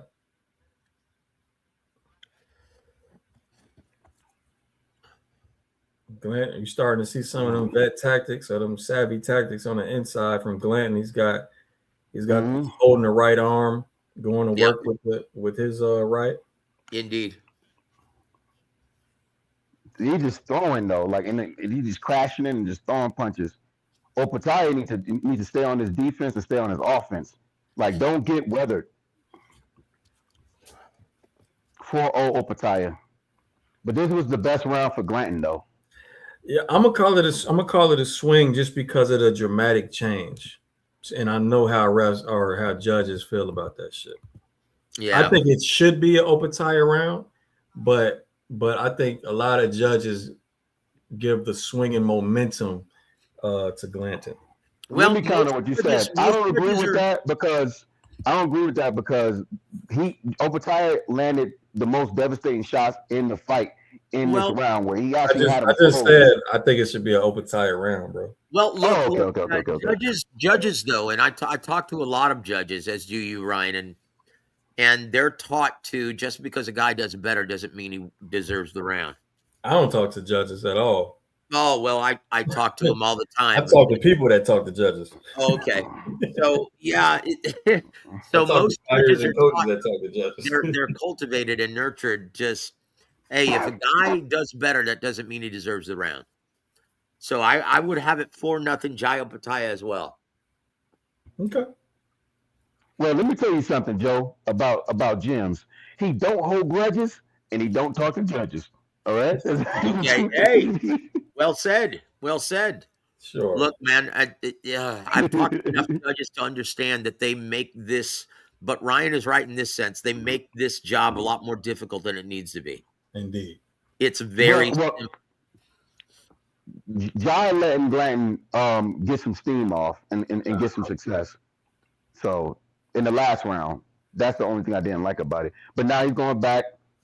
And Glenn, I tell you, man, Glenn has done a good job not forgetting about the body. You know what I'm saying? Just in case Jai wants to feel like he can get back this distance game. Now you got to be a little slower. But now he's trying to do it now, actually. And Glenn's still going to the body, low blowing. He's got to let his hands go when he's in range. Yeah, he does. I see the little body digs, though. Yep.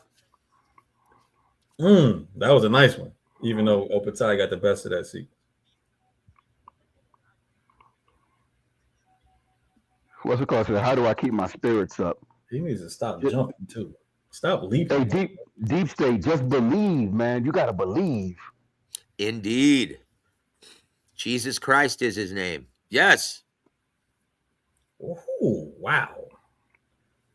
Yo, he getting hit with all type of shit, and this is not looking good for Glanton to me.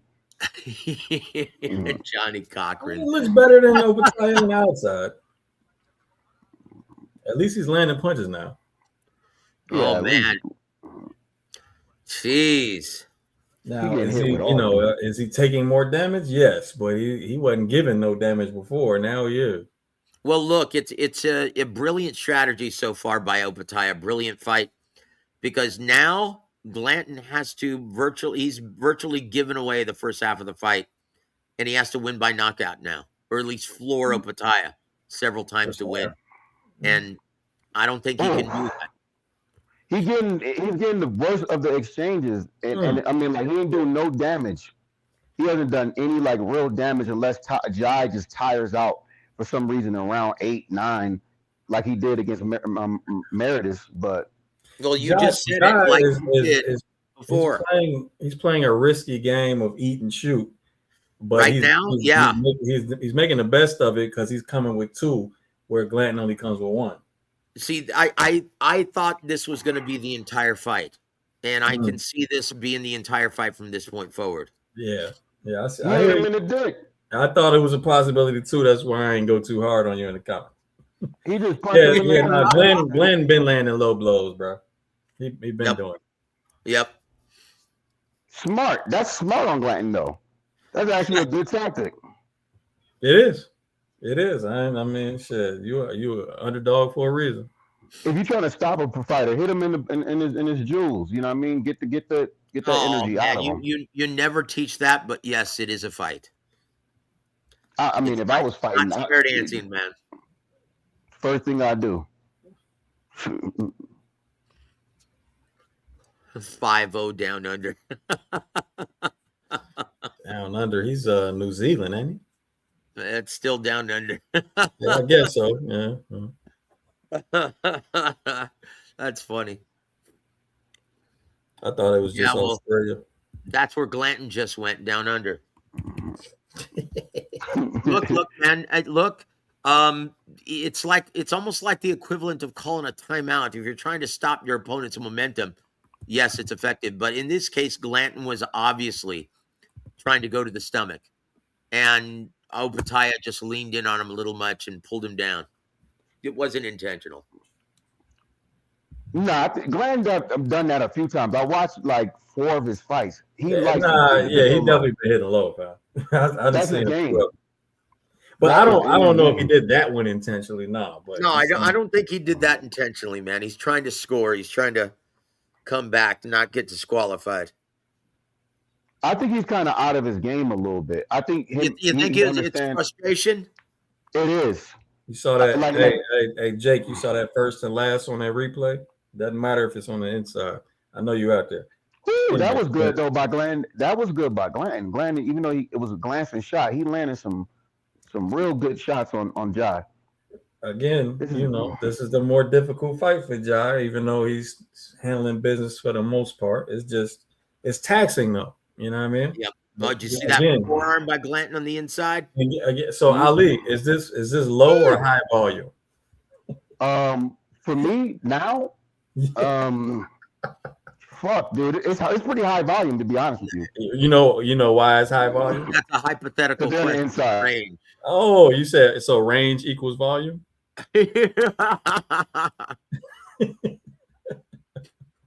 Pugilism. That's very smart. But once again, man, these guys are fighters. And I like the fact that he gets in and trying to let his balls hang in the center of the ring. It's hard to talk him out of that. No pause. And I like that Opetaia just takes a step back or he takes a step forward and ties up, and it throws Glanton off because like a lot of fighters are drained at this moment, and that's how Glanton get them out because his cardio is better and his output is better than everybody he fights. That's the one thing he has is a good chin, good cardio, and great output and power. You know, what I mean, he got a lot of intangibles that makes him a hard fight for anybody. Yeah, But John Opetaia just got. I don't see it. I don't see nothing changing for Glanton if he doesn't learn how to use his lead hand for something. Yeah, he's got to use more, and he's got to apply more intelligent pressure using his intelligent jab to. It can't just. It can't. They Yeah, about to take a point. can't go to work when he They gets to took a inside point. range and For only holding. He that. took a point from him. They took There's a point for holding. There's a point. Yeah, I told you, you keep holding that arm. Oh, That they time. actually called it out. I said that He's shit holding earlier. and hitting. He's You know holding. what this I ref said is- he was. I said, remember earlier I said he was Yep. doing the vet. You know what, man? This Okay. ref is doing a great job of managing this fight. So, Joe, let me say one thing. Let me give the viewers 10 seconds. If he does that again, they can disqualify him and give Jai the fight by disqualification for anybody who don't know Technically, the yes, rules. but no Go ahead, They would referee. never do that, bro. No referee wants to produce the outcome of any fight. Yeah, they're just gonna take another point. Yep. They don't ever want to determine the outcome that way, unless No, I'm they just saying, absolutely if have to. it's Unless repeated he bites offenses. his ear. He landed on Jai though. He landed some mean shots on Jai's jaw though. Yeah, I'm he not did. gonna lie. He did. You know, I'm Cross just saying if it's the same offense though, not if it's the same offense. Oh, slick. Comes You out. know, tie up, smart, tie up, Termination tie up, with angles. defense. Yep. Patrons. But Termination he with angles. getting hit. Job. Jai's getting fucking hit though. Yeah. Stop Now- terminating with angles. Stayed in the 50-50. That comes with the territory, man. It's like saying, well, Michael Phelps is getting too wet. No, I'm saying he's getting hit habitually. Oh, Habitually. So Jai is a plus 162 by knockout right now. I mean by decision. He's plus 62, 162. I don't see Jai knocking him out. If this go past round 8, Jai ain't like the way Glanton is fighting, where he's able to tie up on the inside and he's not giving Jai the space to sit down and land these crazy punches that he landed in the first 3 rounds. I can say that this fight is going to go to decision for anybody who's thinking about putting 100 they here, just- 200 there. nah. I mean, they keep taking it away though. Of course they do, because they know, you know, I mean, they're listening to everything I say. Them freaking, there's a word I want to say, but it's you know, it's not appropriate for kids. But They got a tracking device on you, Ali. they shut my. Listen, I have 3 phones. They shut off 2 of my phones and my TV yesterday, and I was already prepared. I already logged in, and you know, Hey, you won't real believe quick, it. patrons, notice when you finish last, when you plan to finish last, and then you terminate through angles, there's no way you could say Jai didn't win those exchanges. That's why they're called win conditions. Patrons, Mm-hmm. talking to you, and the rest of the world when this book comes out. And there it is. Ooh, I like that. I like that double. He did the right left. Man, His he's body still is hitting low, Jai. bro. He's still smacking low blows. Jai, you're in round 7. Do not give up your distance and He your. already there you has, go. brother. He already Not, has. not just, Termination. but your volume. Wow. He already has, and it's never going to change from this point forward. He's committed to this kind of fight. But I Well, think he's more and more he's using that pivot to the weak I side. really like the way he's spinning him, man, and keeping the Yeah. action in the center of the ring. Yep. He's staying in front a little too long now, but he clinched instead of pivoted. Another termination, patrons. On the outside, he's doing a lot better because Glenn is just walking into the punches. But There's on the that inside, pivot. that's when it becomes 50-50. Because then Glenn just let off. Whereas Jai is throwing one shot at a time on the inside. Glanton is throwing using both his hands. Too long, but hey, peep, after the pivot, he makes Glanton step in wrong. So it's a lateral trap after the pivot. So, yeah, Glanton is trying to make the adjustment and standing at that angle, trying to eliminate that right leg pivot. He tried it. Let's see if he keeps it up though. Let me apologize. Oh, look, He's experienced enough, he 127. should. Nice So right hook 69. on the inside. Up. Yep. Oh, okay. He turned out with him. Yeah, good adjustment. Only way you could do that is by keeping that lead foot outside. That's right. I mean, Right. Glenn is picking up the pace. If Glenn landed 69 punches in the past 3 rounds, that's a lot. You know, because he wasn't landing shit in the first 3 rounds. I'll leave with these goddamn punch stats, man. They just put it up there. That's the only reason I'm saying it. They just put it up there. That's the only reason. No, punch stats are moot. Well, that was a nice double overhook with the turn. Oh, nice 1, 2, 3. Man, you know what? I think the fight is going to evolve to where Jai Opetaia, if he senses his man wilting, he's going to sit down more in his shots rather than just throwing his arms in front of him. I think that's the opposite. I think he needs to start punishing Glanton from this range now. Yeah. He's already I think it's the opposite. I think Glanton is realizing that Jai Opetaia can't knock him out. So he's getting in that range and he's throwing harder to the body. Either of the two. Not saying that Jai Opetaia ain't doing anything, but it's still plus 110 by decision. All right, let me get mine in real quick. I'm gonna put 300 on that just for the hell of it because I'm I gonna definitely think $15 on that shit. okay.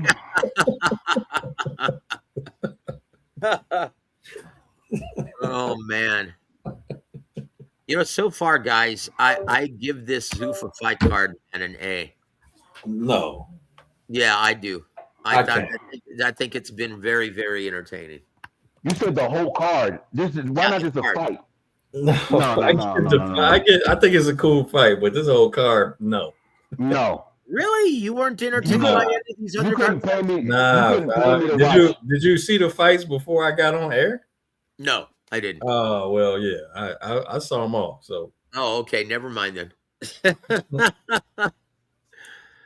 Hey, Joseph, if they offer me $500 to watch those fights again, I'd be like, keep the money. I ain't that poor, dude. Really? You know what I mean? yeah, man, Wow. another low blow on the 500 on the weak side from Glenn. But Jai was going to work right there. Dude, yeah, he's starting to sit down more in his shots. Oh, Kind of sensing again. that Jai Opetaia is starting to sit down more in his shots. Sensing that Brandon is I don't know guilty. if that one was low though. Hold on, one of them wasn't low, but one No, of I them was was. low.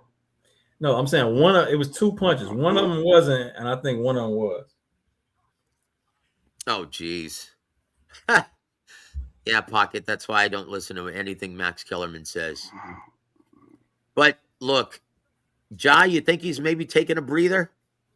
Yeah, he's taking a breather. He gets tired. He gets tired in these rounds. This is when Jai usually gets tired, though.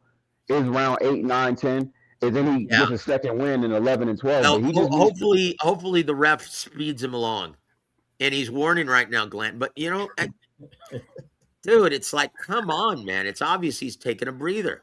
Any card held at the apex is an automatic D-. You know, You that ain't is never true. lie. No crowd. The crowd always makes the event, man. That is true. And took another point. They did. Oh, geez. My God! All right, man. This shit is. Okay. I already got my $15 bet in. So Yeah, don't just shake your head, Brandon. Get pissed off and start working, dude. Come on now.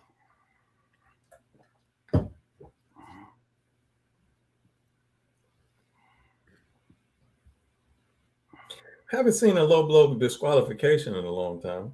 Dude, I haven't seen anything to determine or deserve those point deductions. I really haven't seen it. Yeah, I didn't see the replay. They weren't egregious. None of these low blows have been egregious. I don't know why. Did they? The Joseph, did they show the replay? They did. No. They did show the replay, and it was kind of low blow. It was? You said it was or it wasn't? It was. It was. But But everything was right here. it egregious to merit a point? The reason that it was egregious because it's the damage that it did. It hit him in the nuts and the dude fell. So like the ref has to take that into account. Like what damage did it do? Did he fall trying to take a breather like Alexander Usyk? Probably. I mean, we don't. That's what I'm That's saying. a possibility. Look, the ref has the best seat in the house. He's the one who needs to determine that. That's He crazy. needs to ascertain that. And in my opinion, Yeah. Jai Opetaia was clearly using it to take a breather. Hey, what's some shit to Star Trek? Vulcans? Yeah, he got one of them heads. Yeah, Glanton got one of them that Vulcan forehead right now, bro. You got them knots. Yeah, he do. And may peace be with him. Yo, yeah, he's starting to get a Vulcan forehead. He beat And Jai again. Jai He landed again. Jai beating the true colors out of him. No. Oh yeah, that was Stupid long. colors. And Glanton is kind of selling out, which makes That the was decision. why didn't the ref stop action right there? It was right in front of him. He warned, like he said, "Oh, keep your punches up," but he should have stopped it. Like, fam, why would you let the action go? He keep hitting me in the nuts. Because Jai hit him in the nuts as well. I'm not gonna say it's a one nut, scenario. They both ball for ball, huh? Ball for ball, man. Baldwin. Yeah, Look, that forehead looking wild. Yeah, this is a fight, guys. So, yeah.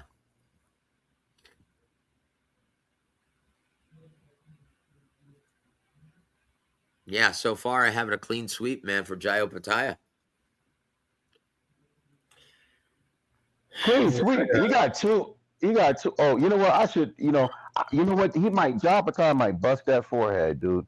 I might need to fucking. Damn, that should look crazy. Yeah, that should look ugly, horrible. Man.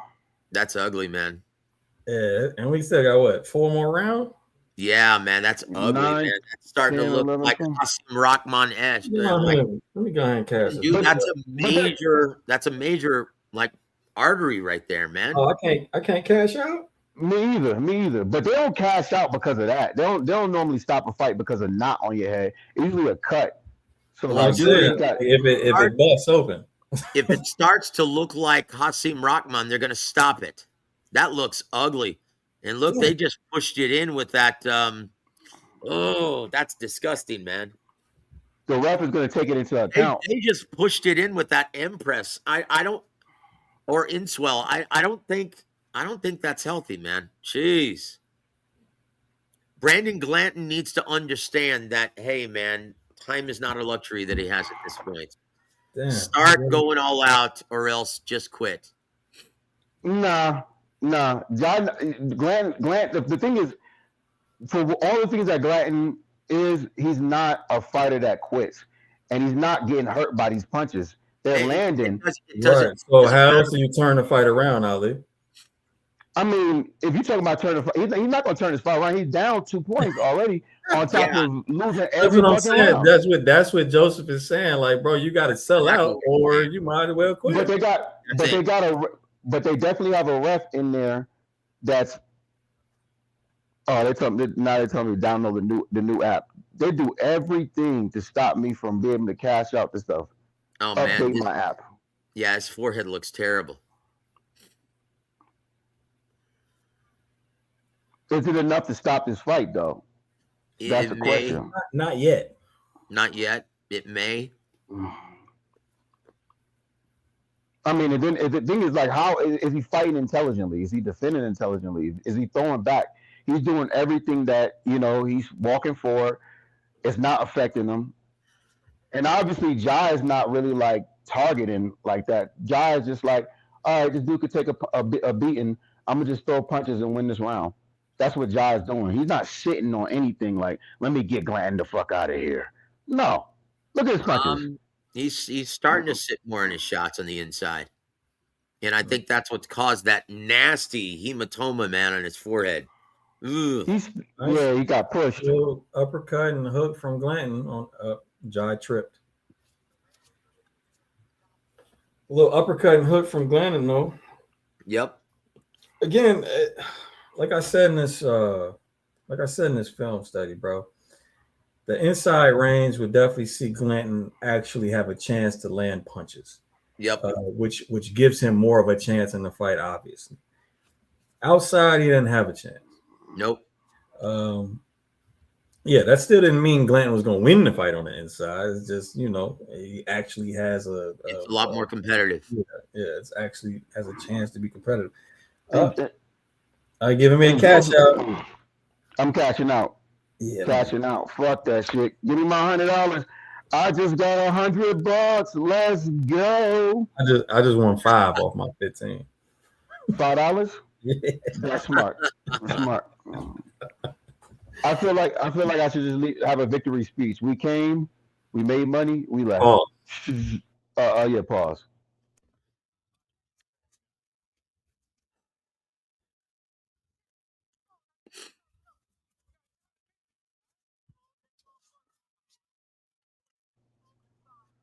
Is that Mike, the cup man? Is Mike the cup man for Glanton? He's done a very good job of limiting the swelling. He's done a very good job with that end swell. And that's a huge part of boxing, man, is having a good cut man. I think I would think I like what Jai Opetaia's I like his game plan, but I think that he's flustered, to be honest with you, with the fact that he can't get Glenn out there. Because it's times like he's falling over. If you look at the look on his face, he looks kind of bewildered out of it too. He looks like his body's not reacting the way it used to. I'm telling you, you're seeing his shop worn. This is why I favored Jai Opetaia in this fight big. No, that's not what I'm saying. What I'm saying is that I think he looks much more shop worn than he did even 2 years ago. Yeah, I mean, like this fight going the distance regardless at this point. But Jai, I think he stopped sitting on punches since round 3. You know what I mean? When it turned into like a Glanton fight. I don't see that. I don't see that, Ali. I still see Jai Opetaia sitting on his shots on the inside, and I think you're going to see him do much more in the final 3 rounds. The final 2 rounds. I just don't. I cashed out because I just don't like when I see cuts or big hematomas and all that type of shit. Like I'd rather just cash out and just, especially if I'm already up. Me too. Me too. Now he's looking like the thing from. I don't want to disrespect this man. Yeah, you can see Glanton, man. He looks frustrated. He looks really frustrated in his emotions. That goddamn uppercut that just landed that clean. Word. Yep. And if anybody knows, don't be shocked, man, if Jai Opetaia starts to put his foot on the gas in these last 2 rounds. Well, he's certainly putting the pause on him right now. Definitely. Yep. I know the Glanton's from Atlanta, so anybody who know him, we're not hating on this dude. He's doing good. He's doing his best for what he got.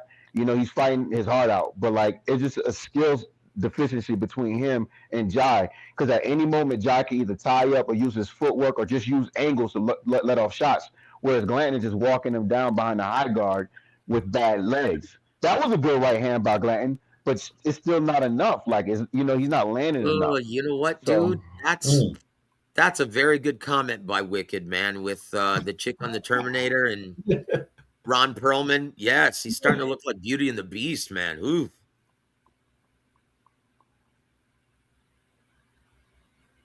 Ugh. Damn. Yeah, he took some. But you can tell, man, he is frustrated, man.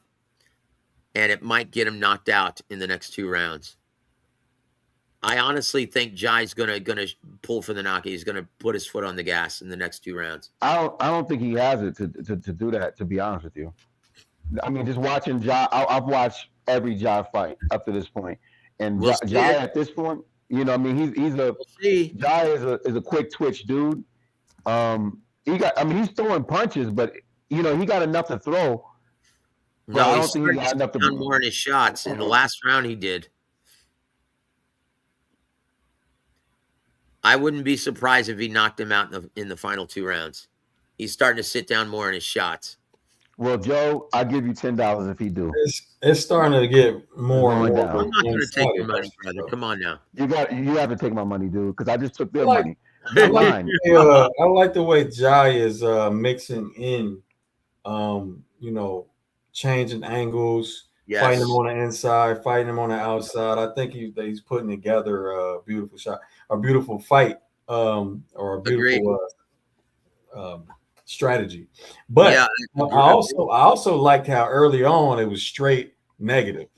You know what I'm saying? Like to tired, don't have Glanton as super fresh as he was in the first round, tire him out the first 4 rounds a little bit, and then start, mixing in the rest of the shit. I like that too. See, look, if you look at the highlight, the problem is the ref is looking at Glanton, but every time Jai throw, Glanton lands something crazy. Like, whether he's throwing to the body or he's throwing to the head. So Glanton is not like just sitting there and not doing absolutely nothing.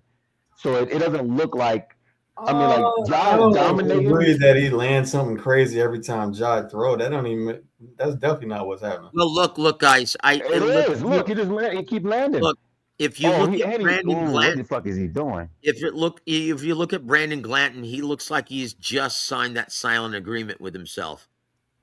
He looks like he's packed it in mentally, like he knows he can't win this fight, bro. Yeah, I know. He pushed him, and then now he took his arm, yanked him up, and threw him on the ground. Glenn is kind of he's a beaten guy, man. He's a beaten guy that is allowing his emotions to get the better of himself. Yeah, man, that's what it looked like. And Jai is doing good by tying up. Yeah, I would definitely. He's about to warn Jai. He's about to warn Jai about the tie-ups. That's cool. If Jai sits That's down, cool. Hey, I would frustrate. I try to frustrate this shit out of Glenn. Yeah, man, he's keep tying up. I tell you what, man. Honestly, I would put my foot on the gas and I would try to get him out of there. I would. Bro, did they minus the point? Why did they have a camera on Glenn? Exactly. Did they minus the point for Jai? I don't know. They had the camera on Glenn like Glenn was in trouble. Oh my God, come on, y'all. Why would he separate him for that long then if he didn't deduct the points? Yeah, he deducted maybe a point something happened. Maybe something happened like a low blow and we don't know. Or, nah. He was talking to Jai. I think it was a good right hand by Glenn. Hey, I mean, chat. Let me know if y'all the ones listening to it. If you are, they say they called it a slip or some shit like that. Oh, they're talking about this right here. Yeah, Glanton's trying to go all out now. Jai falling down brother, all over the place. Power. Who don't?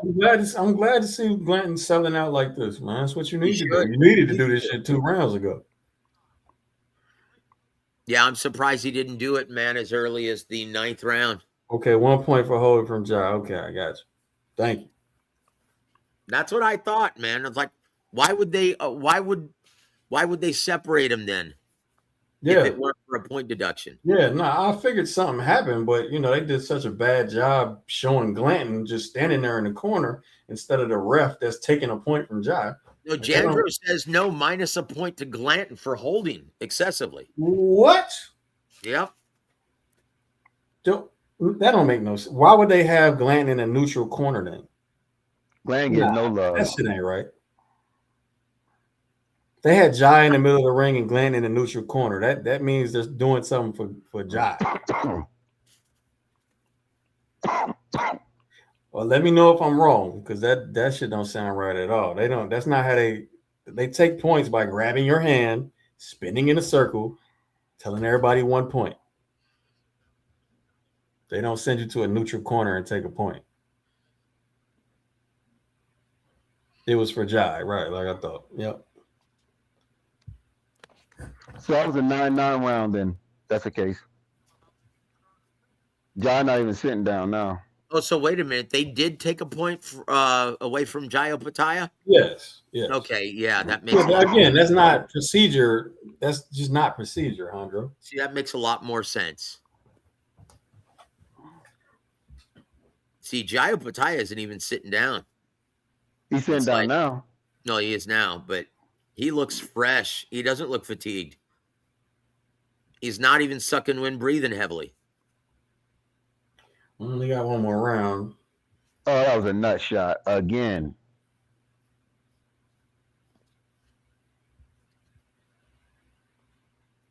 Jai's eyes is good in this fight.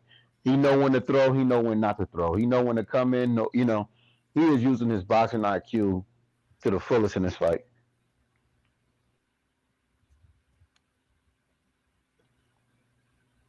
Yeah, he's fighting a very, very good fight. Very effective.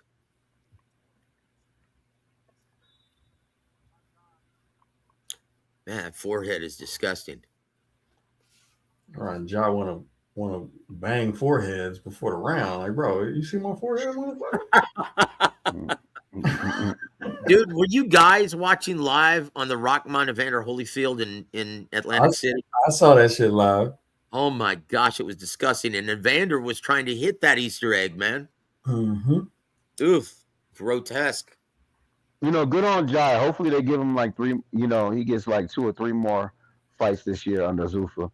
Because if you're just doing this to make some money, good on you, man. Hopefully they're paying you $1 million+ for these fights. Ooh, nice left hook from Glanton, bro. I didn't see that. Where you at? I'm behind you, pause, but too little, too late. It's just a little too late.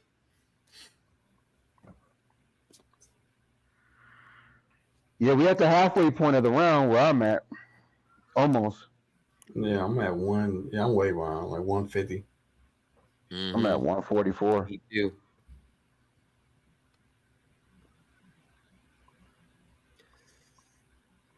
Glenn getting hit with all type of uppercuts. Yeah. And he ain't doing shit to him. He is done. Glenn is actually tying up now. He's getting tired of getting hit in the face. Well, look, it's Glanton has done a piss poor job of tucking in his elbows and continuing to work. Yeah. Hey, Joseph, you might be a prophet on this one right here because, like, look, it's looking like if Ja can turn up the last minute, he might can get Glenn out. No, he's tying up too. He's that's what I'm saying. He's the one who's engaging in the tie. But he eating Glenn up from the outside. Yeah, he hit with every fucking punch. Honestly, he's eating him up on the inside as well. I'm very impressed with Jai. He just hurt Glanton bad. He just hurt Glanton bad with that right hand. Left hand. Yep. Cross from the left hand. He not going after it though. Yeah, exactly. Nice. Oh, wait a minute. Tied up by Glanton. So smart. Don't let go, Glanton. Everybody who listens to us will go to decision. Yeah, man. Jai Opetaia, very impressive performance against a really tough, rugged guy, man, like Glanton. I'm very impressed with Jai Opetaia's performance today. Yeah. That's what I expected, though. The angles, the footwork. Honestly, I didn't think Jai Opetaia was this intelligent. I'll be honest. The only thing that had me worried is Jai going to tie up when necessary. And he did. He tied up like 15 times. Because what I've seen in the past, I've seen Jai Opetaia rely and fall in love with his power a little too often. But let me say one thing. I was very impressed with Jai Opetaia's performance tonight. I want to apologize to the late pizza boy because he asked, is this a points decision? And I told him we should, no. And I feel bad because it was a points decision. And I know he would have won a bunch of money betting Opetaia by points. My bad, pizza boy. You know what I'm saying? I'm sorry, bro. But go ahead. Pizza boy. It's somebody that visits this channel a lot, but they was asking a real question, and I gave him bad advice. But I mean, because I thought Jai at one point was just gonna sit on the front foot and just do that David Nika shit. In my opinion, I think Jai Opetaia, if he really put his foot on the gas, could have gotten him out of there. But look, you don't want to roll the bones, I guess. It's a smarter bet to shoot for par because no one has ever even put Glanton on the canvas before. So I can understand the logic there. But in my opinion, yeah, he was obviously wilting. He was obviously a beaten fighter. I think Jai Opetaia really could have put him on his ass and finished him if he had merely put his foot on the gas. But I think Jai was sitting down and calculating, like, if I do this, how hurt am I? And we don't know how hurt Jai is for some of them rib shots and shit like that. Because Jai was taking some hard punches, and you see him falling all over the place. Because when you don't got your body, and When you hurt and your bodies don't feel right, you're gonna be falling all over the place. And I think Glanton it's just the footwork and his Yeah, man. inability Look, like I said, if this fight happens 3 or 4 years ago, it's a much more competitive and much more interesting fight. Glanton is just too shop worn at this stage of his career. He's and like I said, in the immortal words of Eddie Fudge, when you fight like that, you have a short but glorious career. All of your fights are must see, but you don't have a long shelf life. I There's like only Glanton so much versus the other champion, the other dude, the dude who just fought the dude from New Zealand or where, not New Zealand, but wherever the fuck that dude's from. I like Glanton versus buddy, I forgot the dude's name. The other champion that canceled, that was supposed to fight Jai. You know what I mean? Because Glanton got a style that is ugly to look at, but depending on who he fight, You're talking about the WBC title holder, the guy who beat the old man? Yes. Yeah, that's a very, very interesting fight, but I don't know how much more Glanton has after this. He has enough for that. Yeah, he has. I mean, that dude ain't hitting like Jai. Yeah. They gave him every round. Yeah, of Oh, course. look, he got every belt. They gave him the IBF belt too. Like, No, that's his. That's his. Levi Martinez already went home. That's already his. I only had a possible Zuffa swing belt. on one of the rounds, so yeah, I'm not surprised they gave him every round. Look at the Zuffa belt, guys. He is the first ever coronated Zuffa champion. Yeah, and as he should. No, I mean let's hope that it leads him to $10 million at some point in his career. Let's hope that. Look, guys. Yeah, I think I got clapping sound effects. Hold on. You should. It's StreamYard. Somewhere around here. You also have the bongos, the congas. Laugh. There we go. Amazing. Congrats, man. Zuffa. Well, I want to hear if he calls out David Benavidez or Zurdo Ramirez. Well, he wouldn't call out David Benavidez yet. Or maybe it's the winner of Benavidez, Zurdo. Gilberto Ramirez. That's who he's going to call out. You already know. You already know, guys. This isn't an even money matchup. Zurdo versus David Benavidez. David Benavidez' volume and hand speed are going to be way too much for the Golden Corral buffet, Zurdo Ramirez. Like at the press conference, he looked like a bridgerweight, man. Like, come on, man. This guy's fat. Fatty, bumbleaddy. Nah, so I never give the division up to anybody, bro. So I always say there's a part of me that says I don't know. There's still a unknown in the fight, and that is Zurdo's chance. Dude, the speed, the volume is going to be a nightmare for Zurdo. And he doesn't have one hitter quitter power, man. He's going to get torn to shit. Pardon my French. I can see that. Oh my gosh, it's going to be a nightmare for Golden Boy and Zurdo Ramirez. But hey, like you stated, that's why they fight the fights, right? It'll never happen. I'm gonna tell you right here. If there's one thing Golden Boy is good at, that fight will never happen. They'll go out their way. They'll probably even pay. Wait a minute. Did you not see Ryan Garcia fight Tank Davis? Dude,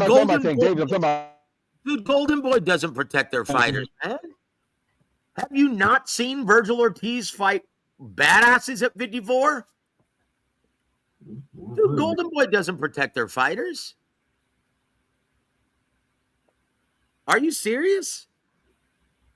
Let me see. Golden Boy has a belt right now. Why would they risk it? You know what I'm saying? Why would they? They got a belt. Yeah, they've got 2 titles, but they're not in the business of protecting fighters. They never have been. If you're not good enough to hold your title, you can't protect them forever. And because Zurdo's here, listen, I'm going to explain this to you. Go ahead. Listen, because Golden Boy understands the business of it. They know that Zurdo isn't a big ticket seller. This is the only chance Zurdo has of making serious money. And it's the only way you can increase someone's market value by sticking them in tough. Promotions 101. They learned the business from the same guy who taught me, Warwick Chargan. Don Warwick Chargan, he's the one who taught Richard Schaefer, Eric Gomez, and Oscar De La Hoya the business. And they understand this. Look, we have no choice. What are we going to do with Zurdo Ramirez otherwise? Because he's not a big ticket seller. What are you going to do? You going to protect him for 4 or 5 non-paydays, or stick him in the ring, roll the bones in a unification match in one of the biggest money-making matchups of the year on Cinco de Mayo weekend? You've got no choice. Oscar got that deal with the Zone. Oh, dude, Yeah, I Oscar think he doesn't needs have to a fill deal with dates. Zone right now. And he's looking for another platform right now. This is why he's working with Al Heyman and Amazon Prime, because he knows it's a dead end. DAZN, you have no chance of building a fighter's level of attraction or market value if you keep him on DAZN. Look, DAZN still has less than 1 million subscribers in the U.S. market. That's terrible, and that's a dead end. Bob Arum even knew it. That's why he used to call it the dead zone. This is business. And Oscar and Eric are smart enough to understand, what else are we going to do with him besides stick him in tough? We have no choice. He's not increasing his market value. He's not a big ticket seller. The Mexican fight fans have kept Zurdo Ramirez for one reason or another at arm's length. The only way we're going to increase his market value if he whoops the shit or beats somehow the guy who's been calling out Canelo Alvarez. They're rolling the bones, and this is exactly what they're thinking. Right? Even then, it's like, all right, so then you fight who, Jai? Like Exactly. What else are you going to do with him? What else are you going to do? But that's not even a big fight, bro. Not in the States, no. Not at all. Well, look, if you really want to make money, you can go fight in Australia, but you think you're going to win against Jai Opetaia in Australia? Maybe in a turkey card. Yeah, that's it. It's a wrap in the States for that being any type. Exactly. This is wasn't their no best chance of increasing Zurdo's market value. It's their only chance. Like, think about how big of a star Zurdo Ramirez would become among the Mexican faithful who are on Canelo's nuts if he somehow beats the big mouth who's been calling out Canelo for years. That immediately, almost seemingly overnight, increases his market value and he becomes a big commodity. They're rolling the Do you bones. think that there's a rematch clause? But do you think there's a rematch clause for either fighter if they lose? No. And I think honestly, I think honestly, rematch clauses are freaking overrated anyway. I mean, that's good for Golden Boy though. I'm about to get off, Joseph. But did you you gave us the news on that on Virgil? Yeah, Virgil. Look, guys, this is going to be the last of the string. I'll tell you what he needs to do, because right now it's going to arbitration, and who knows how long that's going to take. But right now, Rick Mirrigan, he's a dumbass. He doesn't even understand the business. He doesn't understand what determines the pay or the purses for any fighter. He doesn't even understand the market value of his fighter, Virgil Ortiz, who's never been a ticket seller, not even in the DFW area. And so he is asking for $7.5 million to make the Boots Ennis fight, and he's ruining Virgil's career. Like, this is stupid. Virgil Ortiz, and I guarantee you, this is all coming from his hothead father. Like, his father's an a-hole, man. I've met all of them, and I've spoken in great length with all of them. And Rick is an idiot. Virgil Ortiz Sr. is a hothead, and they're tanking his son's career at this time. Like, why are you doing this? Because $7.5 million, Let me ask you something, Ryan. Does $7.5 million, does any, either Boots or Virgil, do they deserve $7.5 million for a fight that no one in the mainstream cares about? No. So what are they doing? Well, no, I'm not going to go off whether they deserve. I don't know what they deserve. I know it's not feasible as far as what I know it's not feasible as far as what they sell. So exactly. Yeah. That's so if you're talking about combined purse of like 14 million. No. Yeah, that's ridiculous.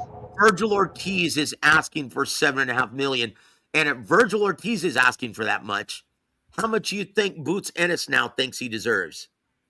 Probably about the same. Unfortunately, they're looking at Rick Mirrigan and his stupid ass dad.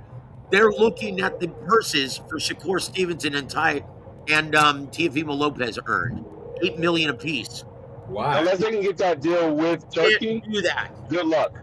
How does that make any sense, though, Joseph? Why would they look at Shakur Stevenson versus T.O.'s person? Like I said, because Rick Mirrigan's a dumbass who doesn't even understand the business. Now he's putting himself in breach of the Muhammad Ali Boxing Reform Act by trying to negotiate with other promoters and networks. You can't do that. You can't be a manager and start negotiating with promoters at the same time.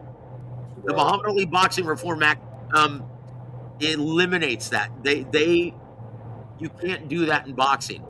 That's why Al Heyman was always in breach and somehow got away with doing that. Dude, specifically in the U.S. Specifically in the U.S. He's an advisor, Joseph. You know what? I'm down.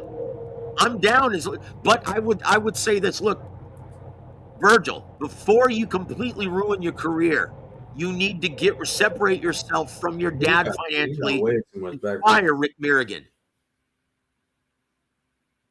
And then I would love to be Virgil's advisor because he needs to have some sense talking to him right now because they are tanking his career. And guys, that's what's currently happening in the soap opera that's become Golden Boy versus Virgil Ortiz Jr. So now I've brought you guys up to speed. Indeed. All right. Ali, yeah, you had way too much background noise, man. I had to mute you. But thanks for that, Joseph. And with that thought, we are out. We out. God bless you guys. Thank you, Ryan. Yeah. Check out World Week Radio. God bless you, Joseph. God bless you, Ali. All right, peace.